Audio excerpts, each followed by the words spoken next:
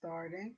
Hello, my name is Danny, and I'm here with my daughter Maya. Say something, Maya. Something, Maya. And this is our Tuesday night natter. This is where we talk about music and other media that we don't normally talk about in our stitching videos. Um, Ooh, just ooh! I heard you bringing up the stream. yes, you heard it. This is just an excuse for us to talk. Okay, so to just talk about stuff. This is an excuse to hang out with my daughter, and if you want to listen in, feel free. But even if nobody shows up in the stream, we still have fun. So, and considering I only have about 100 subscribers and only 1 to 3 people show up at any given time, it's pretty much like we're hanging out on our own. Anyways, to start this thing off, we'll do like all the other YouTubers do and talk about what we're eating and drinking before we get started. Well, I'm not eating anything because I had a chicken sandwich. Not even a good chicken sandwich, but that Land O'Lakes chicken breast sliced meat that looks like ham, that looks like white ham. I don't do cold chicken. It weirds me Bread. out. What? I don't do cold chicken. I don't like cold sandwiches.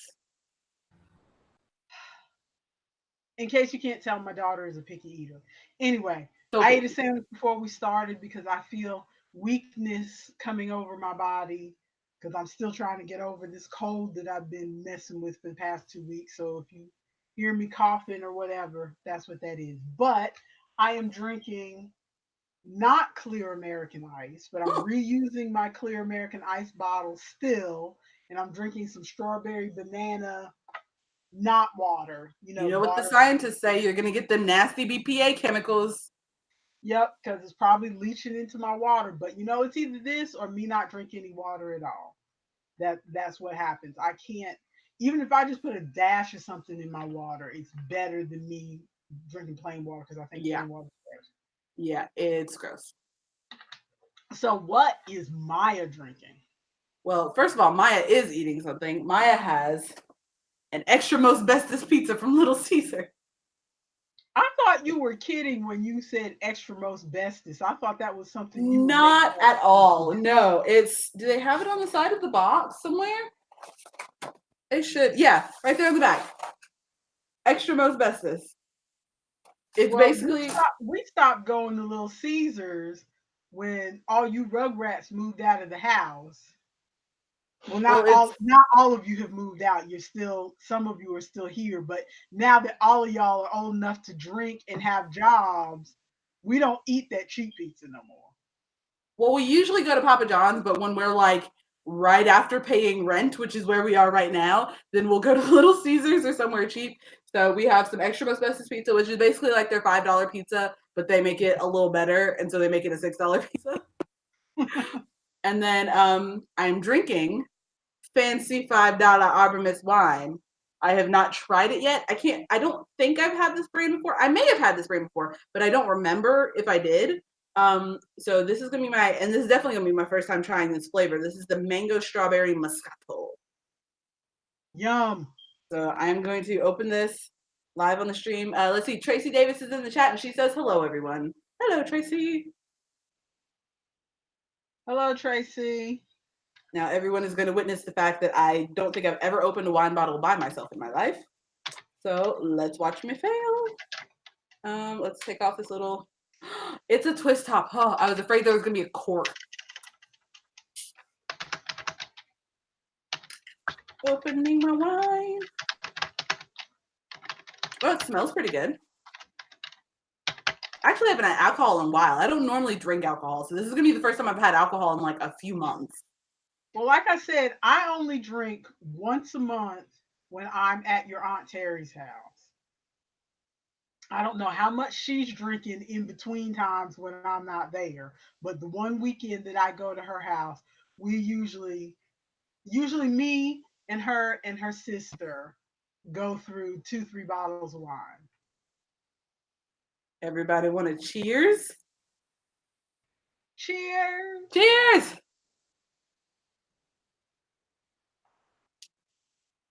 Well, that's pretty good.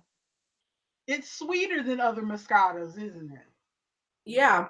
Like I said, I don't drink very much, but that's definitely like the thing that I hate about alcohol is the fact that it tastes like alcohol. And so this tastes almost like a grape juice with like a little kick of something, like a little kick of bitter or something like that. So not quite grape juice, but like a fruit juice, like a fruit medley juice or something, but fizzy and with a little kick of something. Well, I've made it my goal, like not goal, but not a formal goal, but just like I said, since Aunt Terry and I drink a couple bottles of wine every time I go over there, I kind of have trying a different Moscato Mm-hmm. each month. Because we tried two or three different Moscatos when we went to Philadelphia a few months ago. I think it was February we went to Philadelphia. I can't remember. You went to Philadelphia? What?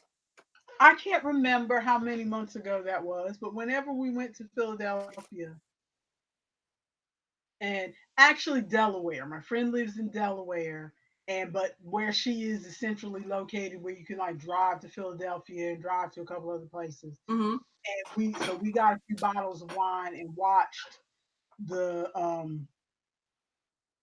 I Oh, think it was was that the the acapella? first Doctor Who with the new Doctor. Oh, I You know am that? not caught up. Oh, don't even. I'm I'm so not. far behind. I'm way back. I'm still back at 8. No, no, no, no. What number am I on? 9, 10, 11. I'm still in Well, the I 12th don't. chapter. Oh, okay, I was about to say if you start naming episode numbers, I am not with you. No, I wasn't gonna do that. I was just trying to remember which Doctor. Like I've lost numbers. It's been so long since I've actually watched Doctor Who because they took it off of Netflix. Yeah, I know. Man, I've got Amazon Prime, so I could watch it, but man, Good. yeah. Let's see. Tracy says, oh, you asked if she's got a glass of wine to enjoy the stream. And she says, no, due to health issues, I can't drink alcohol. Ooh, she used to drink pink Moscato wine. Ooh, I don't think I've had that either. I had a sneaking suspicion, Tracy, that as soon as I asked you that, you were going to tell me that you're not a drinker.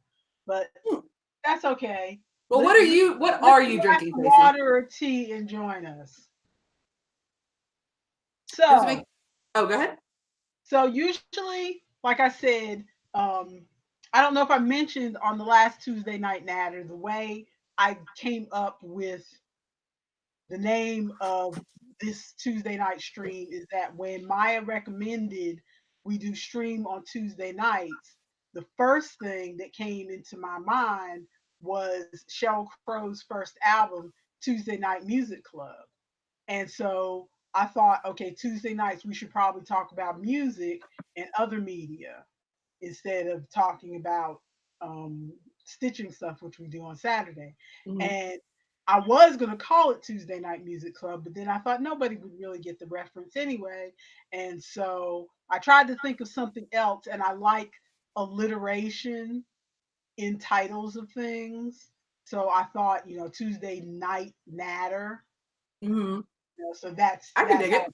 it. Let's see. Tracy says, I am drinking Starbucks and water.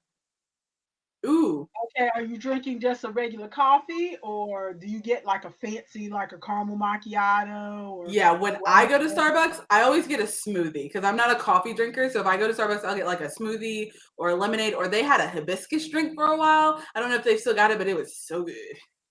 I never get any of the smoothie things or whatever because if I go to a coffee place, I get coffee because at home, your father's a coffee drinker, but believe it or not, he prefers instant coffee. I prefer drip coffee. Mm-hmm. Now, and now that I'm saying this out loud and I think about it, considering I'm the one who's home all day and he's gone 10 hours a day, maybe I should get the coffee pot back out because I'm the one who's home all day. Maybe you should. We've got a coffee pot that like I can always tell when Wayne's got to get up early in the morning because I'll walk out to go use the potty and I can smell the coffee brewing in the kitchen. I usually pick up because there are a couple. There's a local coffee maker brand called Notorious Coffee, and one Mhm. of our farmers market people sells it for him at the farmers market with us. Uh-huh. And I'll usually every like month or so I'll pick up a fancy bag of coffee. It's just like a special gift for him. Fancy coffee. It smells so good though. But he sells it by Cool. like little brown bags. Cool. Let's I'll see, have to Trace I'll have to look that up. Let me make notes. Notorious Coffee. Maybe I can bring you some next time I come down That would because be they cool. have the whole bean coffee and they got pre-ground coffee, which is good. And let's see, Tracy says I like the iced coffee. Yeah, if I have to drink any coffee, I usually drink iced coffee I because get in moods where I um like iced coffee. And what I was about to say is that I have you can tell in our garage if I cough one more time, I'm gonna have to turn this over to you and go get a cough drop. But I you can tell in our cabinets the evolution of our coffee life because we have um when single serve we had a regular like brew, mm-hmm, you have the craft, you have the filters, a mm-hmm, regular brew coffee machine, and then we had when the single we had that for a little while, but like I said, your father doesn't really like brew coffee, he prefers instant.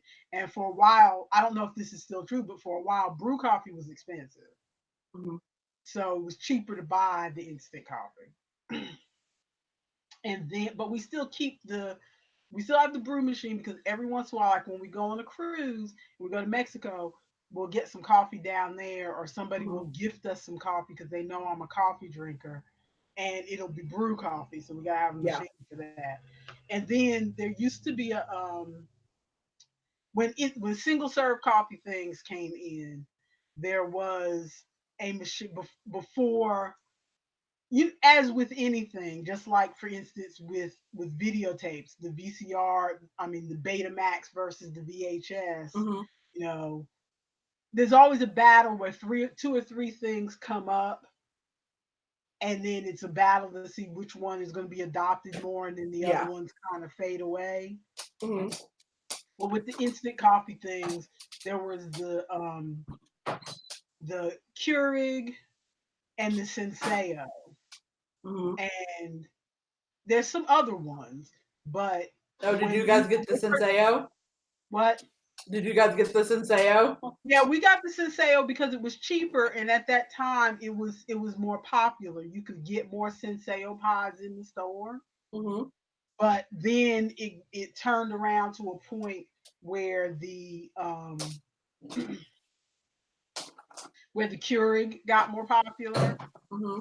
And I actually wish the Senseo was still popular because the Senseo pods were little paper pods. And I could be wrong, but I feel like those paper pods probably are more biodegradable than the plastic cups that go in a Keurig pod. I think so But because people I see now people that make or I've seen commercials for and things for people that make like reusable K cups and we have that a you can use. reusable K cup, but Mm-hmm. the amount of because there was a point where I was about 7 years ago. Your father bought me the Keurig machine because they came out with a cheap version of it. Yeah. The coffee company, Mr. Coffee, who's Mm-hmm. been around for years and made the regular brew pots, came out with their version of the Keurig, and so I got, and that was still $100 and something dollars. Mm-hmm. But there was a sale at Christmas, and so your father got it for me, and it and we used that for a while. But that was back when I was drinking like 4 to 6 cups of coffee a day. Good Lord. And I felt bad about Tracy said her Keurig just died and she has to buy a Um. new one. Oh man. Well, I guess if your Keurig's gonna die, now's a good time to do it because don't they have those like Keurig 2.0 ones where you can make the coffee stronger and stuff like that? Well, that's cool. But yeah, my boss, I have to go work at her office once a month, and she has one of the nicer Keurigs. Mm-hmm. And I think your Aunt Kelly at her house has one of the nicer Keurigs where you can kind of specify and make it stronger. Because I stopped using the Keurig because number one, I felt guilty about all those cups. And so I got reusable cups, Mm-hmm.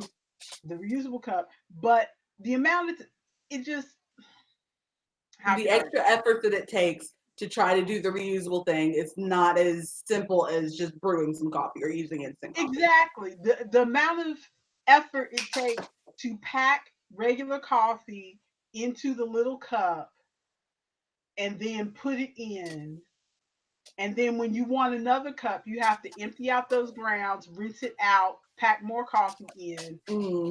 in. If I'm Mm-hmm. gonna do that, I mean, it takes the same amount of time it would take for me to do a whole pot with a regular brew machine. You know what I'm Well, saying? how many reusable cups do you have? Well, I mean, I just have the one.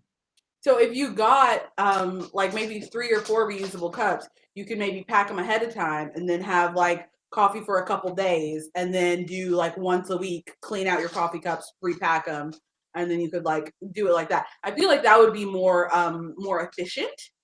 Yeah. Like you'd have to buy more of the cups, but I feel like that would be more efficient because then you could just set aside like an hour or whatever to grind and pack or whatever. I don't know how you do the coffee cup, but to pack your cups of coffee, and then you'll have them for a few days, and then once they're out, it's like, okay, I got to repack all my coffee cups, and then that way you're not having to do it every single time you want one cup of coffee. Are you running away for coffee drops or for cough drops? No, actually, I was getting up to open the door because it's starting to get hot in here. Oh yeah. But I do need to get cough drops and probably turn the air back on. Mm. Yeah, we have house AC, but we never turn that on because it's more expensive than using our window unit that's back in the bedroom. So we only use the AC window unit that's in the bedroom. So the rest of the house gets a little on the warm side, but like whereas in here would be too warm for Wayne, it is just comfortable for me. Oh, He I I feel the think has cool AC air on in the starting room. to come in now. I probably shouldn't Yeah. have closed the door. I don't know why I closed the door because even though your brother is downstairs, he's not going to make any noise. He's not going to interrupt the video because he's going to do what he's been doing for the last hour, which is lay on the couch and read a book because it's his day off. Meanwhile, I have to worry about a little monster over here walking around trying to steal bites of my pizza. Come here. So we had the Senseo, we had the Keurig, which is still sitting in the closet. We had the regular brew coffee cup. We had a French press, which I love. Okay, explain to me how. I won't go back to the Keurig. I keep the Keurig on hand just in case somebody gives us a gift of Keurig cups or something, so Mhm. we use them. But I don't purposely go out and buy Keurig cups anymore because I find Keurig coffee weak. Now, Okay. if I know now, or in the past, I found it weak. That's part of why I stopped buying it. Mhm. Because even with the reusable cup, the water ran through it too fast for it to For it make to actually absorb, yeah. But now, like I said, my boss has the kind at her house where you can press regular or strong, Mhm. and you can tell it what size cup you're using. So, like if you have a 16-ounce cup, but you tell it that you only have a 12-ounce cup, and you tell it you want it strong, You then owe it's me going some to go through strong coffee. slowly. It's going to go through more slowly, and it's going to use less water. So then I get a stronger cup of coffee. Yeah. Which my version of the Keurig is, like I said, it's about 8 or 9 years old at this point. It's just straight up put the cup in, press the button. I can't make any kind of adjustments. Okay, so explain to me both the process and the point or the reason to use a French press, because I've heard about French presses. I've seen them, I think, if I'm thinking of the right thing. But what is the point of a French? I don't understand. Okay, Tracy, I bet you didn't know that you were tuning in to Coffee Talk. This is what happens when we talk about stuff at the top of the episode. If we start talking about anything at the top of the episode, I think that's just what we're going to roll with for the first 30 minutes. Well, it's not like I really, I was gonna make a playlist, but I didn't. So I can talk about stuff that was gonna be on the playlist, but I didn't make the playlist. But Well, in I was just gonna talk about the people I told you to listen to. briefly, a French press is. Have you seen somebody use a French press? I think so. It's the one where you put the water and the coffee in the bottom, and then you push the thing down and it like Yes, filters through. Okay. yes.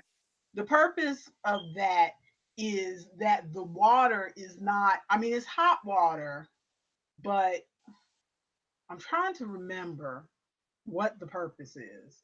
It's something about the oils because I know when I pour the water out of the French press, it I mean I pour the coffee out of the French press, it looks different. It's something about the you retain more of the flavor making oils or something Hmm. in the coffee. I know it tastes better. That's all I know. Mm-hmm. When I make French press coffee, I know I like the taste better than instant coffee or drip coffee. Hmm. So there's that. Okay. And now that you mention it, I think I might get a French press to take over to your Aunt Terry's house. I'm slowly, since I'm over there once a month for Mm-hmm. like 3 or 4 days at a time, I'm slowly starting to um, leave stuff over there because you know how I am. Anybody watching who may not know, since I work from home and I don't drive, that means I am in this house, you know, 24 hours a day, 7 days a week.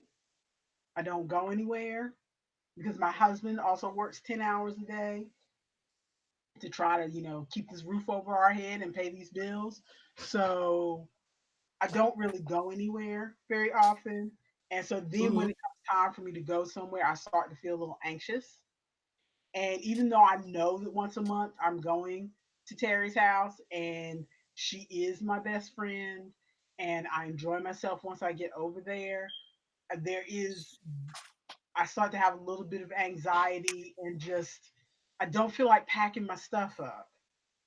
I don't Mm-hmm. feel like having to haul half my life over there to be over there for 3 or 4 days. You know,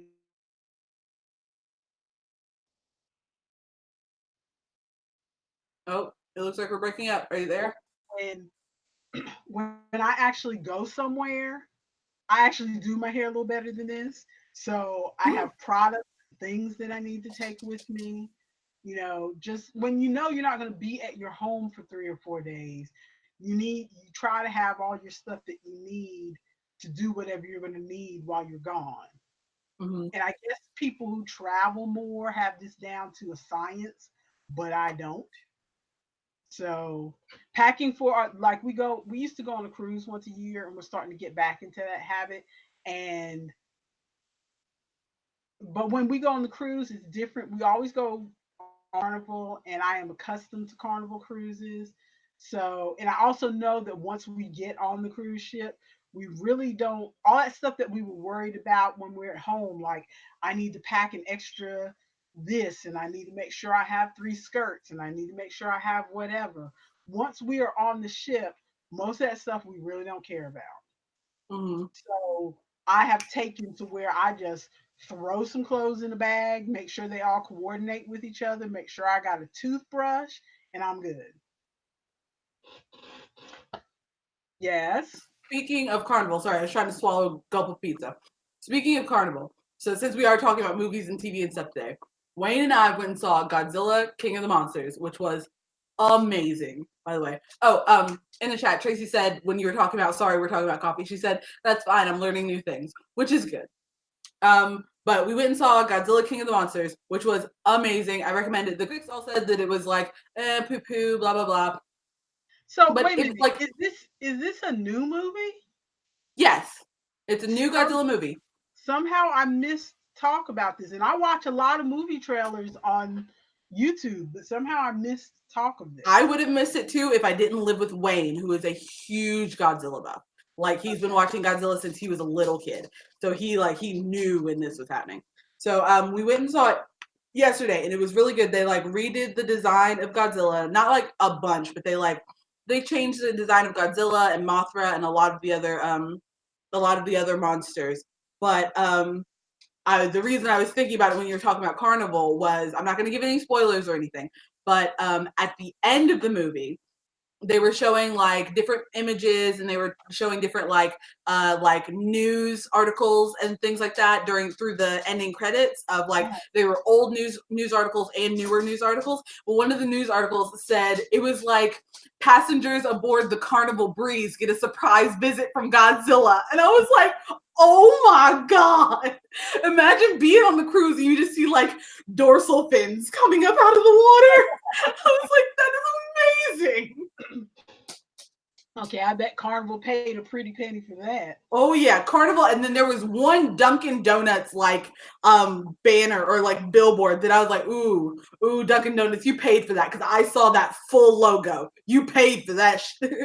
It was so funny. Like most of the time, I don't notice like product placement because they usually do it really well, and I feel like this one also was done really well if I wasn't thinking about it. But there's one part where there's this big Dunkin' Donuts banner or this big Dunkin' Donuts billboard, and it gets like knocked over, and I'm like, they paid for that. They paid for me to be thinking about Dunkin' Donuts in the middle of this movie right now. Which leads us back to coffee. I had 2 Dunkin' Donuts cards because your father, um, excuse me. For those who don't work in places like offices and call centers, maybe you don't know this, but one of the things that places like that do to try to um, incentives to meet certain quotas, like if you have your error rate is 90%, or your error free rate I should say is 90% or higher, or if you manage to keep all your calls below 3 minutes at a time, or 3 minutes per call, stuff like that. Part of the incentives a lot of these places give you is gift cards. Now that you can buy, now that you can go to Walmart and buy a gift card for practically every place, you get gift cards. For Mm-hmm. Christmas, I got a $50 credit union gift card, Mm. which so you basically you use it like a Visa, so I can Yeah. use it anywhere. But your father is a good employee wherever he works, and Oh. so he tends to get all of these gift cards, and he just shoves them in his wallet or his pockets or whatever, and then every once in a while when he's cleaning stuff out, he just like dumps them all. And we have this island in our kitchen which we call the roly thing, Mm. because it was a cabinet or some sort of thing that was on the side of the road, and my husband found it and refinished it and put like shelves on the inside and put a tile thing on top, and then put rolls on the wheels on the bottom. Wheels. The roly things. Rolly things. So we and it's just a family thing since my kids were little that we like give I give names I give alternate names to things. I really don't have to do this anymore, but since my oldest is going to be 21, I mean, my youngest is going to be 21 in a few months. I was like, I'm going to be 21 in a few months. I shouldn't have this wine. No, you're darn near 30. But my youngest is going to be 21 in a few months. So really, I don't have to do this anymore. And it drives my friend Terry crazy. But now it's already ingrained. Like when we moved into this house, the kids were little, like I 3, was 4, 10 years old. you were 6, I was 10. 10. We got it for my 10th birthday. So the kids were little, so they don't always. And I mean, I don't do baby talk for my kids, but at the same time, some words they just don't know, and I don't feel like going into a big explanation. So like we moved into this house, and our kitchen has a small closet that I technically, other people would call it a pantry. Food Uh, closet. I grew up with a proper pantry that you walk into. So to me, that's not a pantry. So I called it a food closet. It's a food closet. It's a closet with food. It's a food closet. So that's what all of my kids call it, the food closet. So I do. It's things like that. We have the food closet and we have the trash closet, which most people would call a broom closet, but that's where our trash can is. Food So it's closet, trash closet. Makes sense to me. it's the trash closet. So it's things like that we give alternate names. And so the island, we just call it the Rolly thing. And so he cleaned out his stuff one day in his car or whatever, and he dumped all this stuff on the Rolly thing. So I go down there to clean off the top of the Rolly thing, and there's all of these gift cards. Hmm. And here's another one. All these gift cards, just piles of them. And so I just picked them all up and I sat down at the computer one day. That's why I still have one sitting here. I sat down at the computer one day and just started looking them up. Okay, this one's got $1 on it. And I put a little sticky on it and said, this has $1 on it. This has $1.80 left on it. But there was a couple that for some reason I did not mark, but I thought they still only had $1 on them because most of the ones that were like from Starbucks and stuff only had $1 on them because he Mm-hmm. has a Starbucks near him in the airport. I guess there's no Dunkin' Donuts in the airport because Mm-hmm. the two Dunkin' Donuts cards that were in my wallet that I thought were only $1 each, so I handed them both to the lady to because I was treating your Aunt Terry, to a drink while we were Mm-hmm. going somewhere. And so I thought, well, I'll take a couple dollars off of this thing and then give her my debit card. I said, well, I don't know how much is on either one of these, but can you put it toward and tell me how much I have left to pay? And she said, okay. And then she says, okay, you got $10 on this card, so that'll take care of the whole thing. Mm-hmm. You still have $5.50 on this one, so I have now Snap. two cards because the whole thing was only $5 or something. So I still have like Mm-hmm. $5 on this one and $5 on this one. Mm-hmm. And I had their banana. They have a banana split coffee. That sounds awful. You would think, but I tried it anyway, and it actually tasted good. That sounds like a trap. It was a banana split iced coffee, and it was actually pretty good. I also don't like banana, so Oh well, yeah, you don't like anything. no. Except for this Pop Tart, which is really good. Wayne surprised me because I asked him to get me a snack while we were at the gas station. It's a Splits Pop Tart. It's strawberry and cream cheese. Man, this thing's the bomb. I don't think I've seen those before. I hadn't either. I think they're new, but it's really good. Okay, so some musical thoughts. Hmm. I did not make a playlist, but I saw on Spotify because Spotify shows me when you're listening to stuff from time to time. What? Well, because I think Spotify went through this thing where you could be friends in the Facebook way Yeah. with other people, What but happened to then that? I thought that was still a thing, but it was gone. they didn't seem to follow through with that. Yeah. I use Spotify on my desktop, so I still see like friends down the side Okay. mine, but it's I'm looking at it. Yeah, it's called friend activity. It is down the right side of mine. Although most of the people who are on here, I do not know why they are showing up as friends. I think they might be because I subscribe because I followed a playlist that a person made and now it's Hmm. like showing me these people. I think I may go through pretty soon and Clear get that rid of out. see if there's a way to like Yeah. cull it. But it's not like I can send you a song straight through Spotify, which is Yeah, you kind of have to go through Messenger now, which I don't yeah, like. kind of a bummer. So I think they abandoned the whole Yeah. um, friend thing. Just like they used to have another thing um, where you could see the lyrics of the song as you were listening Yeah. to it. It was like a Genius something or something else. Yeah. It was like a With, little yeah, app within Spotify. it was an app within Spotify, and Hmm. it was scroll, And I think they got rid of that whole apps within Spotify thing Yeah. because I don't really see those anymore, which is kind of a bummer because they had some interesting things. The only one I can think of is the lyrics thing, but they Mm-hmm. had some interesting. I remember there being some interesting apps that I tried more than once within the Spotify thing, but Mm-hmm. they got rid of all of that stuff.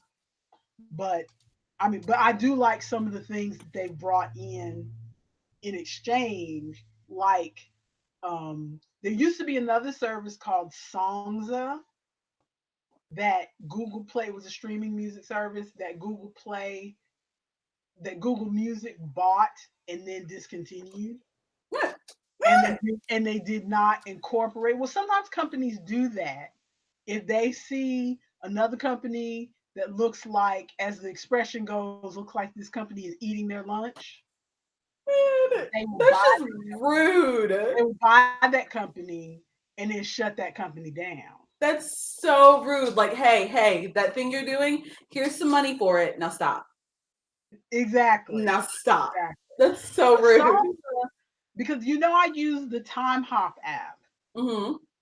You've used Time Hop before? I haven't used it, but I know that you do.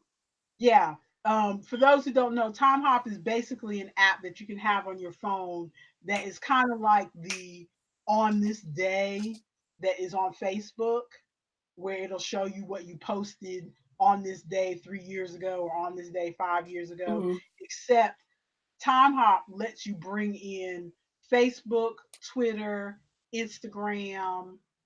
I can't remember how many other things. It also looks at your pictures. So like what on your actual phone. So like whatever pictures you took on this day on your phone, it brings all that stuff in. Plus at the end, after it brings in all those things, at the end it has a thing called retro video where they do their little video of on this day, like on this day 15 years ago, it was the last episode of Friends aired. Oh. And on this day, 100 years ago, women were given the right to vote nationwide. Hmm. So, and those are actual ones from my thing today. Yeah. Oh, sweet. Just in case you wanted to know. Oh, Friends. That makes Um, me so sad. I love Friends. I never watched the full episode of Friends. Um, Man, but we need to fix that. I know you and your sister like it. It's just not my thing.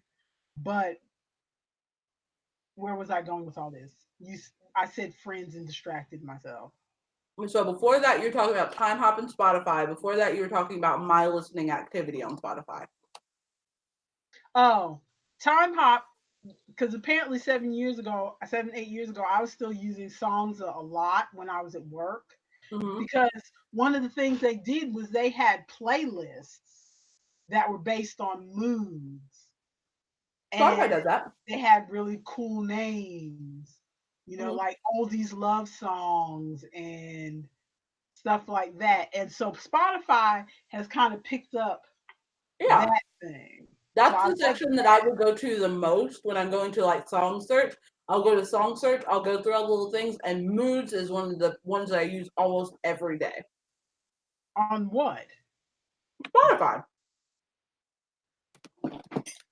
Go to your Spotify on your phone right now. There's gonna be some live action, Tracy. Go to your Spotify on your phone. Well, I don't have Spotify up on my phone. I'm looking at it on my desktop. Well, on the phone, if you go to the search section, you'll see your top genres. And then if you scroll, there's all this stuff. Oh, I see mood. You just passed Yeah. by. Oh, my bad. Yeah. Mood. Right See, there. I don't ever do any of that on my on What? Spotify on my phone. The Yeah. number one the number one thing I use Spotify on my phone for, which I wish they had on the desktop, is that I subscribe to several podcasts through Spotify. Mm-hmm. I use two or three different things for podcasts. I have this other app called WeCast that I use mainly because it works on my old iOS device, the Mm-hmm. one that I use only for listening to podcasts right before I go to sleep. Yeah. Because it's old and it doesn't really work for a lot of stuff. but that particular app still works on that device Hmm. because I haven't upgraded it or anything. And so I use that one for listening to stuff to go to bed. But if for some reason that device is acting funny, or like when I go somewhere else, I don't want to carry three devices with me because I'm already carrying my phone and my new iPad,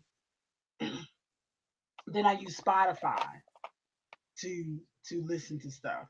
Yeah. But on Spotify, but at my desk, I use Spotify as well to listen to a lot of the newsy podcasts and stuff like that. And because I listen to podcasts that are like news and pop culture related and stuff, I like to listen to them shortly after they come out because I don't like going back and listening to news Yeah. from a month ago or whatever. And the Spotify app on the phone, when you go to podcasts, the first thing it shows you is the podcast in order of how recently they have been updated. Oh yeah, yeah. I never Whereas use that ever. you never use that. No, because I'm always like back listening. Because the stuff that I listen to isn't because I don't listen to news anything. I keep track of no news in the world ever. I just find out through people. So the podcast that I listen to, I usually am starting way back at the beginning and working my way through. And I usually work through one podcast at a time. Like I'm almost caught up on My Favorite Murder right now, which means I'm going to go back and listen to another one once I get caught up on that. But yeah, I never use that section, and I almost hate that they added that section because it's really irritating to me because I want to just pull up and see all of my podcasts because it's so frustrating and it keeps rearranging the followed podcast. Like I would rather it be alphabetical order than either what order I subscribe to it or what order they updated or what order I last listened to. Like I just want them in alphabetical order so I can find them. And that's how they are on the desktop. Oh, okay. See, I never use it on desktop. And see, a lot of times what I end up doing is I'm sitting at my desk right now. This is my computer right here, and I have my phone sitting right next to me. So a Hmm. lot of times I will bring up Spotify on my phone so I can see what was updated most recently, and And then then bring it up on the desktop. go on my computer to go to the one I want rather than having to check each one and go, do you have a new one yet? Do you have a new one yet? Yeah. New one yet? So that's kind of what I use it for. But let's see what else did I have listed down here. As I was on Spotify and saw you listening, I saw you were listening to Fine Young Cannibals. I want to know what you thought. I think that was the one that I think that was the one that I really liked because I think I saw you posted about it on Facebook. Yes. And hang on, Can't let me remember go back what and it did. let me go back because I've been listening to a lot of stuff since then. Not really new stuff, just a bunch of stuff that I normally listen to. But hang on, I'm gonna go and I'm gonna play something to see if because I have to play to remember the sound. Yes, I did like them. I think I would need to listen to them a bit more. Is that really loud? Okay, dancing over there, but not answering my question. Is that too loud? That's not my favorite song there, by the way. Well, That's I just. one. If you're looking at the top 10 list, Mhm. that's the one that got played on the radio a lot. That's Okay. not my favorite. Really, what's your favorite? Let me see. I like Blue. That's not Uh, in the top 10 either. It's got the top 5 popular songs, which means they're the most played on Spotify. And on the top 5 on Spotify, it's "She Drives Me Crazy," which is playing right now. If anybody can hear it through my microphone. And then "Good Thing," "Johnny Come Home," "Suspicious Minds," and "I'm Not the Man I oh, Used to Be." Suspicious Minds I hate. Really? I did not like that song when Elvis sang it. I do not like Fine Young Cannibal's cover of it. I just don't like that song. Whenever you don't like things, it makes me laugh because you are so like you either like stuff or you are adamantly against something. Yeah, if I don't like something, there's not a lot of things that I dislike, but when I don't like them, I really don't like them. The other thing I like about the phone app versus the desktop is that Mhm. the desktop on, and it doesn't matter which computer I use, for some reason the desktop version is just slow and glitchy. See, my phone version is really glitchy right now. I don't know if it's because I need to get a new phone. So I'll find out once my new phone comes in if maybe it was just my phone acting up. But I've been having so many issues lately, specifically with podcasts. Like, because I only use Spotify on my phone and I'll use it on the new 4K TV that Wayne's got and that Wayne uses in the room. And on my phone, I'll usually use it to bring up like podcasts and stuff when I'm driving to work and everything. And before it would work just like devices are supposed to. You open the app, takes a second to open up, you go to you click the podcast button, you click the podcast you want to listen to, it plays. But now I go to podcasts on my phone specifically, and I'll open up the app and it's taking a bit longer to open up, which I think is just because my phone is old and doesn't have a lot of memory or anything. And then I'll go to the podcast and it'll have the little loading circle for a while. Like sometimes it does it, sometimes it doesn't, but it'll have like the little loading circle for a while. Sometimes it'll just sit there and not actually load up. So I'll have to back out of the app and open the app again and wait for it to load up, and then I'll get the list of my podcast and I'll scroll down to the episode and I'll click play on the episode and it'll bring it up in the little bottom bar that it's going to be playing, but I hear nothing for a good like almost a minute, like a Mm-hmm. full minute before it actually starts playing the episode. And I'm like, what's because it doesn't always do this on songs. Like for the most part, when I play music, then it'll play almost right away. But it's like it's loading the entire like episode of the podcast. And it's like I'm like, oh, why are you taking it? Never did this before. And all of a sudden it started doing this. And it's very frustrating because like sometimes when I'm trying to load up a podcast, I'm like, I just want to load this up real quick to have something to listen to while I'm eating on my 30-minute break or something like that. And you're like taking forever to load. That used to happen on my old phone before I got my new phone. So Okay. it may just be because Spotify is like a lot of those apps, like Facebook and other ones, Instagram. Spotify is one of those apps that is constantly tweaking, constantly pushing the automatic updates. Mm-hmm. And I found that with my old devices, that updates would get pushed through, That mess it up. and then all of a sudden it doesn't work on my device anymore because I didn't catch it and tell it not to push that update. Mm-hmm. And then it just wouldn't work on my device anymore. But for Fine Young Cannibals, if you listen to their self-named 1985 album, Mm-hmm. the Raw and the Cooked, the '88 album, I'm not that crazy about. I like the first album, and I like practically everything on that album except for Suspicious Minds. I like Couldn't Care More.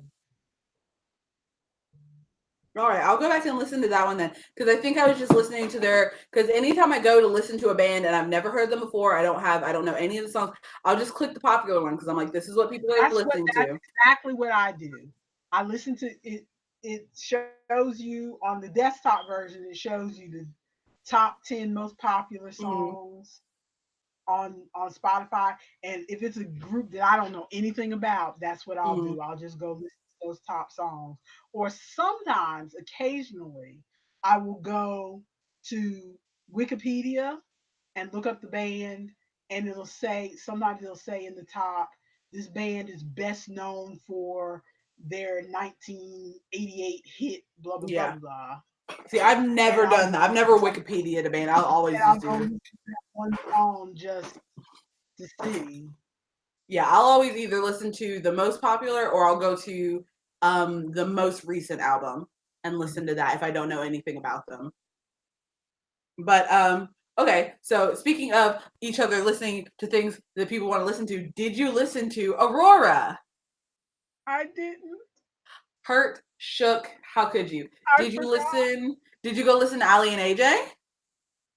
I did listen to some of Ali and AJ even before you told me.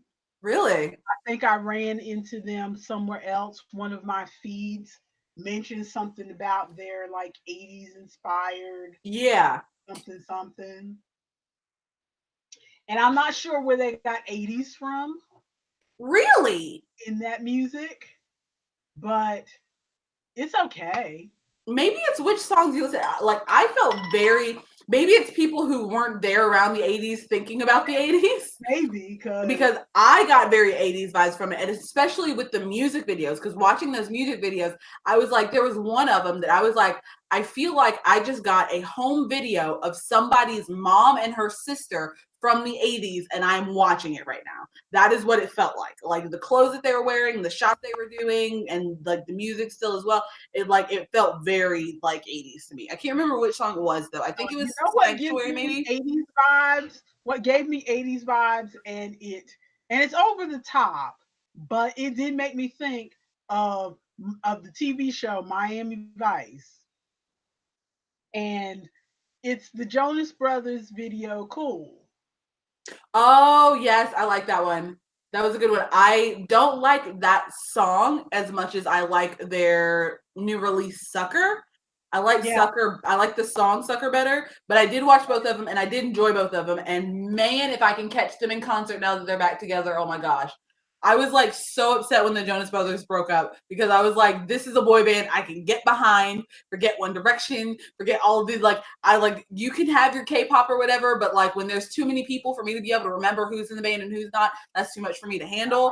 But like, Jonas Brothers is a boy band I can get behind, and they're wholesome and they're awesome and they're back together now. I'm so excited. Jonas Brothers has been on my mind this week because they were interviewed on CBS News Sunday morning. Oh, CBS Sunday Morning News. I don't Yeah, watch that now that I don't live at home anymore. I know, but I still watch it most Sunday mornings if I'm at home. Mm-hmm. And they were interviewed on CBS Sunday morning, and it occurred to me as I was watching the video because I like that song "Sucker," and Mm-hmm. I liked Nick Jonas's "Jealous," and I don't think I listened to any of Nick's I single liked stuff. Joe Jonas with "Cake by the Ocean" with DNCE, and like I said, I like these new songs Mm-hmm. that they have out now. And it occurred to me because they went through the bit about, you know, when they were young and all the girls were after them and whatever. Yeah. And I think I'm not going to express this well because I can't get my thoughts around what I want to say. But basically, when they came out the first time around, I barely was aware of them. Mm-hmm. I mean, I think I became aware of them shortly after they stopped being a thing, or shortly before they stopped being a thing. And that's because you guys, I don't know if it was you or your sisters were telling me about them. But like I didn't see as much as I used to watch Disney movies and stuff, Mm-hmm. because for those who are watching, I finally got over this phase, but I used to watch a lot of stuff aimed at teens because I didn't want all the drama. I wanted happy endings, and I didn't Yeah. want all the drama of adult television shows where this one is cheating on his spouse and this one is Man, that's why I watch kids' movies all the time. because I just didn't want. I wanted the. I mean, there's drama in kids shows, but it's the kind of drama where you know it's going to end because it feels really strong to them, but it's not from an adult point of view. You know everything's going to come out all right on the Yeah. side. Whereas a lot of the stuff, I think it was partly a reaction. Although I've always liked watching stuff that was like when the original Degrassi Junior High and Degrassi High School, not Degrassi Next Generation. No, yeah, I remember you and I watching Degrassi when it came out. Yeah, you and I were watching Next Generation. I watched it Oh, before that, before you were born. I But don't at think I the realized that was that. end, I was about 5 or 10 years older than the target audience of the original Mm-hmm. Degrassi because I've always liked just watching teen shows because they had less angst for me. Yeah. It was less annoying Oh, for me. yeah. But then I finally got to a point where I guess it was somewhere in my 40s or something where I'm like, I'm a grown ass woman. I'm tired about hearing about these kids and their problems.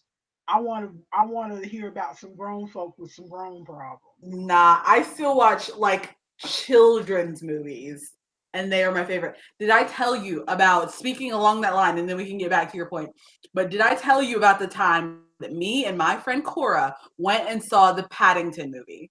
We went, and There's a it lot of was adults who love the Paddington movie. I haven't seen it myself, but so the thing was, it was like, okay, so we're two grown ass ladies. Like, I think this was maybe 3 years ago, something like that. So I was somewhere between 21 and 23. And my friend Cora is 3 years older than me. And we went to see the Paddington movie, but we went and it was like a 9 o'clock showing. And so it was like late. So there was almost no one in the theater, definitely no kids in the theater. And we went and we were two grown ass women crying in the theater at this children's movie with no children there at all. It was so funny. see, that one almost doesn't qualify though, because Paddington and Paddington 2 are movies that a lot of adults like. Paddington and Paddington 2 to me fall in the category almost of Harry Potter, where Harry Potter is supposed to be for kids, Oh, but yeah, okay. a lot of adults got on board reading those books because I was a grown adult with 4 kids when I started reading Harry Potter. Mhm. So it's one of those things where I feel like it transcends its genre to a certain point Yeah. because I don't feel like I can enjoy. I read a lot of YA, which Harry Potter would be considered YA or even Mhm. middle grade in the earlier books. But anyway, before I go off on that track, what I was saying about the Jonas Brothers, all I really wanted to say about the Jonas Brothers is that I was barely aware of the Jonas Brothers when they were playing kids' music and Mhm. they were 4 kids. And now I feel like because they're all grown, married. The Mhm. one doesn't sing but just plays guitar. He's Kevin, got he's my favorite. 2 kids. So, Everybody's like, "Oh, who's your favorite? Joe or Nick? Joe or Nick? Joe or Nick?" And I'm like, "I like Kevin though." and now I feel like they're playing grown up music. Mhm. And so now I appreciate the Jonas Brothers. I don't know Mhm. about people who grew up with them, but I, as a grown woman, appreciate the Jonas Brothers, where I wasn't even barely aware of them when they were kids. Mhm.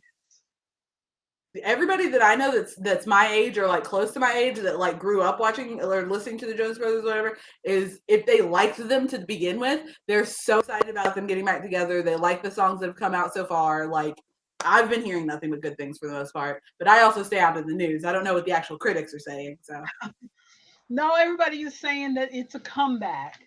yeah. It's a comeback for them. And I do, I like Sucker and I like Cool. I especially, my favorite part of the Cool video is in the beginning when Nick comes walking down and there's Hmm. 2 rows of girls in all Hmm. the 80s aerobic wear and they're doing this Hmm. kind Yep. of down. I love that part. I love that. Like I said, I like it more than the actual song. I like the visuals of it. Yeah. And so that video, even though it's over the top and kind of making fun of the 80s, that still makes me think more 80s than the Ali and AJ stuff. I could see that. But I don't more know. I still get very 80s from the Ali and AJ. Did you have anything else to talk about as far as music? not really. The only other thing I was gonna put on my playlist with the Fine Young Cannibals. I don't remember what made me think of the Fine Young Cannibals. I was either listening to a podcast that was talking about the 80s or something, and I think they may have mentioned Fine Young Cannibals Mhm. or something like that.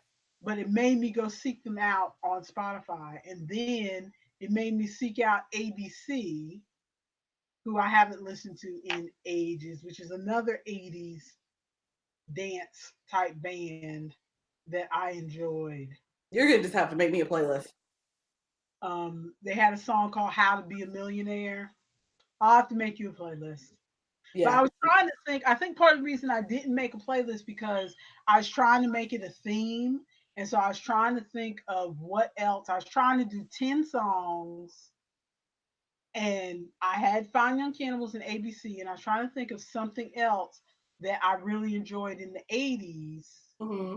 that is not like obvious 80s stuff, like 80s stuff that I haven't listened to in a long time. And I was trying to think, Yeah. didn't think, and I was thinking, well, I'll go down in the garage and see if I still have any of my old Spin magazines, which is a magazine I used to read in the 80s, that before internet, and we didn't have MTV because we lived out in the country.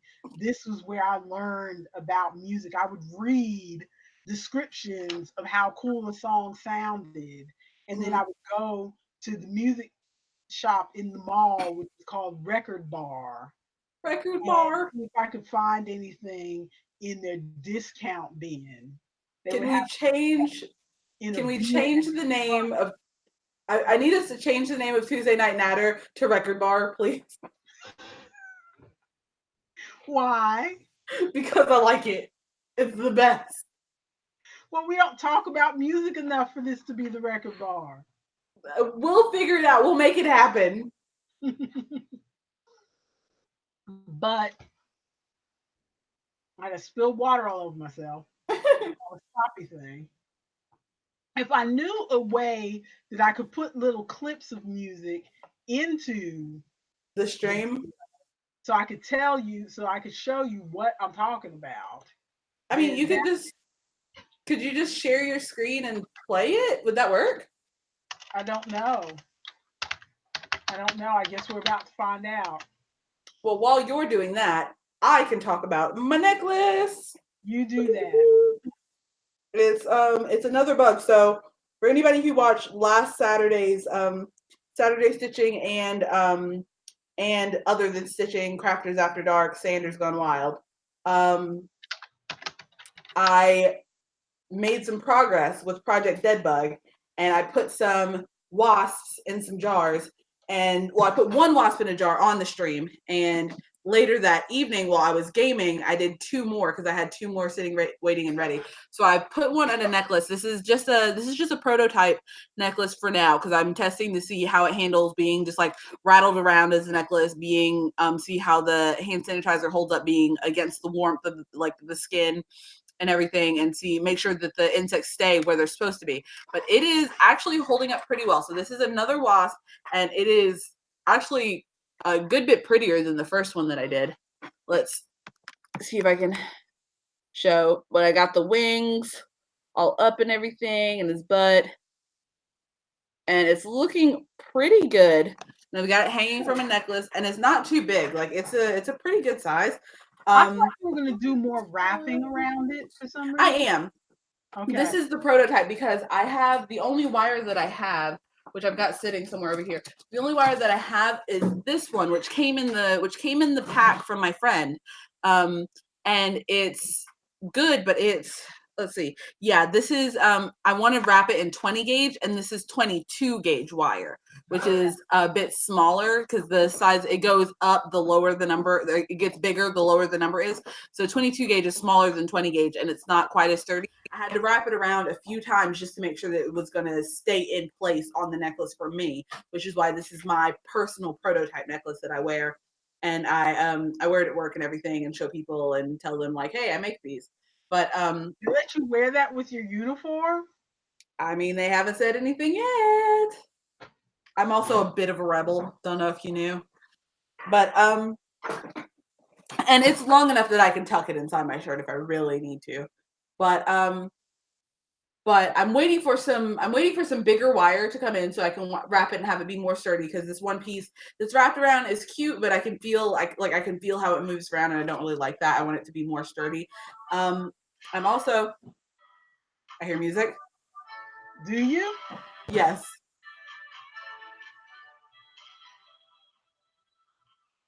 It's very, very faint though. I just turned it down. Oh, okay. How But about now? yeah.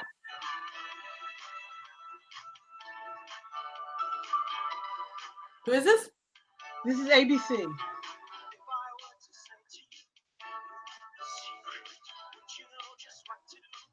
This is very 80s.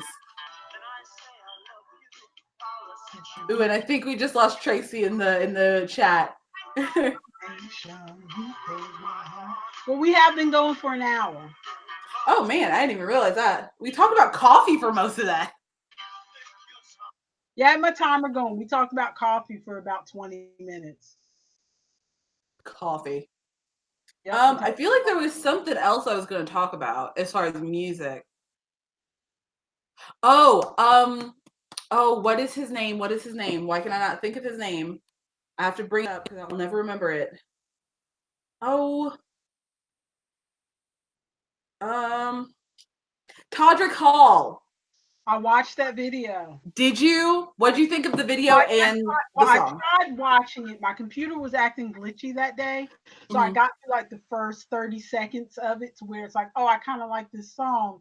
And then I'll go back and listen to it later. So I was going to go back and listen to it later. I just haven't gotten a chance to. Oh, you should go back and listen. It's very good. It's a really good song for like a I'm awesome. You can't say anything about it. Let me be awesome at work kind of song. It is it's been like it's been in my playlist for a while, like circulating through my playlist for a while. It's really good. I wasn't originally going to watch it because it came through. I was watching YouTube. That's how I found it. I was watching YouTube and I saw the little thumbnail for the video, and it was just like the big triangle, like lit up neon triangle or whatever. And I'm like, what is this? And I haven't heard anything from Todrick Hall in forever. And I was scrolling through, and that was at that point where I was like, I've watched everything that there is for me to watch on YouTube right now. Let me watch this video. And so I watched it, and I was like, what? That song is so fun to listen to. You should definitely go back and listen to the entire song. And then the other song that has been kind of circulating through my playlist is Me Too by Meghan Trainor. Have you heard that one? Who's that sexy thing I see over there? That's me, standing in the mirror. What's that icy thing hanging from my neck? That's gold. Show me some respect. I thank God every day that I woke up feeling this way. And I can't help loving myself. And I don't need nobody else. Oh, if I was you, I'd want to be me too. I'd want to be me too. I'd want to be me too. Oh, is that it? Yes. It's another very good, like, I'm awesome, you can't say anything about it kind of song. Who's that sexy thing I see over there? That's me, standing in the mirror. What's that icy thing hanging around my neck? Let's go. Show me Some some respect. respect.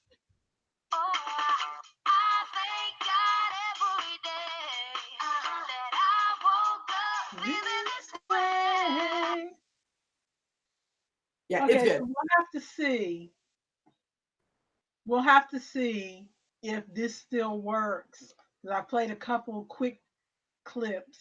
Oh yeah, we'll have to go watch the video back and see, make sure everybody can hear it and everything. And if people can actually hear that, then that will work for the Tuesday night Natter, I guess, as long as we don't play too much of the song and get the video banned or whatever. Well, I don't think we have to worry about the video getting banned. If you were putting ads on these live streams, you'd have to worry about getting demonetized.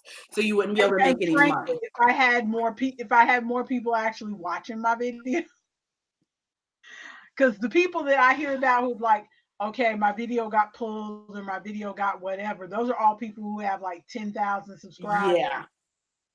Nobody's pulling my video for my 100 people. So yeah. And I mean, you're not trying to get money with these songs in the video. So do you put ads on your videos? I don't know. I can't because I don't have enough. Oh, you don't have enough subscribers. I used to put ads on my videos till they stopped letting you do that. They said you had to have 10,000 people or 1,000 people or however much it is you have to put ads on your video. Yeah. I don't have enough people. But again, that goes back to when I still had this illusion before I had a job. I thought, well, maybe I'll become one of these YouTube people because I like to talk. Mm-hmm. So maybe I'll become one of these YouTube people and try to make some money that way. But But then they started making a bunch of changes of you can't do this unless you have a lot of subscribers, and you can't do that unless you have a lot of subscribers. And I don't do any of the stuff that will get me a lot of subscribers. I don't have a good camera. I don't have good lighting. We don't have a regular posting schedule. I don't have any editing. Well, I mean, yeah, a semi-regular posting schedule. Um, I don't, but I feel like and as far as um yarny YouTubers in particular in the knitting and crochet community, I don't do any crochet alongs, I don't do any knit alongs, I don't give away any prizes, I don't sell anything like a lot of knitting and crochet people do. Um, they make project bags and they have Etsy stores and they Yeah. hand dye yarn and so I don't do any of that. So, and I have no intention of doing any of that. And I don't do tutorials trying to teach somebody how to do stuff. Hmm. So how to knit things or whatever because Man, I still think we should do a video of both of us following a Bob Ross video, like following along a Bob Ross painting. that would involve me buying paint, and that's not happening. Hmm. And that again would involve me having a good camera, and that's not happening. Yeah. Although I don't know if your father buys me a camera for Christmas. We're at the point where we can't think of what to buy each other for Christmas. So I saw a camera that's supposed to be a good camera for like YouTubing or whatever. Yeah. Not a super expensive one, but an okay one Mm-hmm. for vlogging or whatever. And it's like $150. Will you be able to live stream with it? How does that work? I might ask him to get me that. Well, I mean, it's a web camera, so you Okay. plug it into the computer and it'll work for whatever you're gonna do. Man, I just need a new laptop. Hopefully, with my new phone, then everything will be a lot smoother and better. I would still have to worry about propping up my phone, but I think I might order from Amazon one of those, like the little arm things that, like, this is the table and it clamps on. I have one. I have one in my wish list where it's got the little ring light, and then it's got the thing where it holds your. Oh, the one I'm looking at doesn't even have a ring light. It was just like a little holdy claw. Though a ring light would probably be good. I should probably Yeah, the find one one with a ring I light. saw has a ring light and the holdy claw, and it hooks Yeah. to the side of your Like laptop table. Oh. so that you can do video, and it's like $20. Ooh, maybe I'll order that. Does So it I have was going to get that one until they decided that you can't do live stream unless you have 1 million subscribers. Because I would have used my phone because it has better color. Oh yeah. I keep forgetting that. I don't understand why it won't let you live stream from the mobile. Because I think it has to do with resources. If Oh. it's, it must be taxing on YouTube servers to have a bunch of people doing live streams. So this is what I'm guessing with my Yeah. limited computer knowledge is that it's taxing on YouTube's resources to have a bunch of people doing live streams. So they want to limit it to people who are actually going to make YouTube some money. Yeah. So people who are going to make YouTube some money are the people who have, hundreds of thousands of subscribers. Because if you have 10,000 subscribers, that means you're trying to make some money. Yeah. This Because is the thing that you're going to keep doing. Yeah. You work to get 10,000 subscribers, so you're trying to make some money. So I think that's everything. That's all I can think of as far as music. The only video stuff I have to talk about, like movies and stuff, is that we watched Godzilla, which was so good, and everyone out there should go watch it because it's just giant monster fights, amazing. And the soundtrack was really good. Like we listened to the soundtrack on the way home while we were talking about the movie, and the character redesign was really good because I've seen the old characters and from when they were in costume up till because they had a 2014 Godzilla movie and they had some of the monsters in that one, and they redesigned them since then. And they're the redesign is really good. Like Mothra, I don't even like actual moths. Mothra was gorgeous. Mothra was beautiful. She was just glowing and amazing. And then the only other thing, I haven't really been watching anything. I was working on catching up on a series of unfortunate events. So I watched several episodes of that. I think I have never watched any episodes of that. it's really good actually. It is very like did you read any of the books?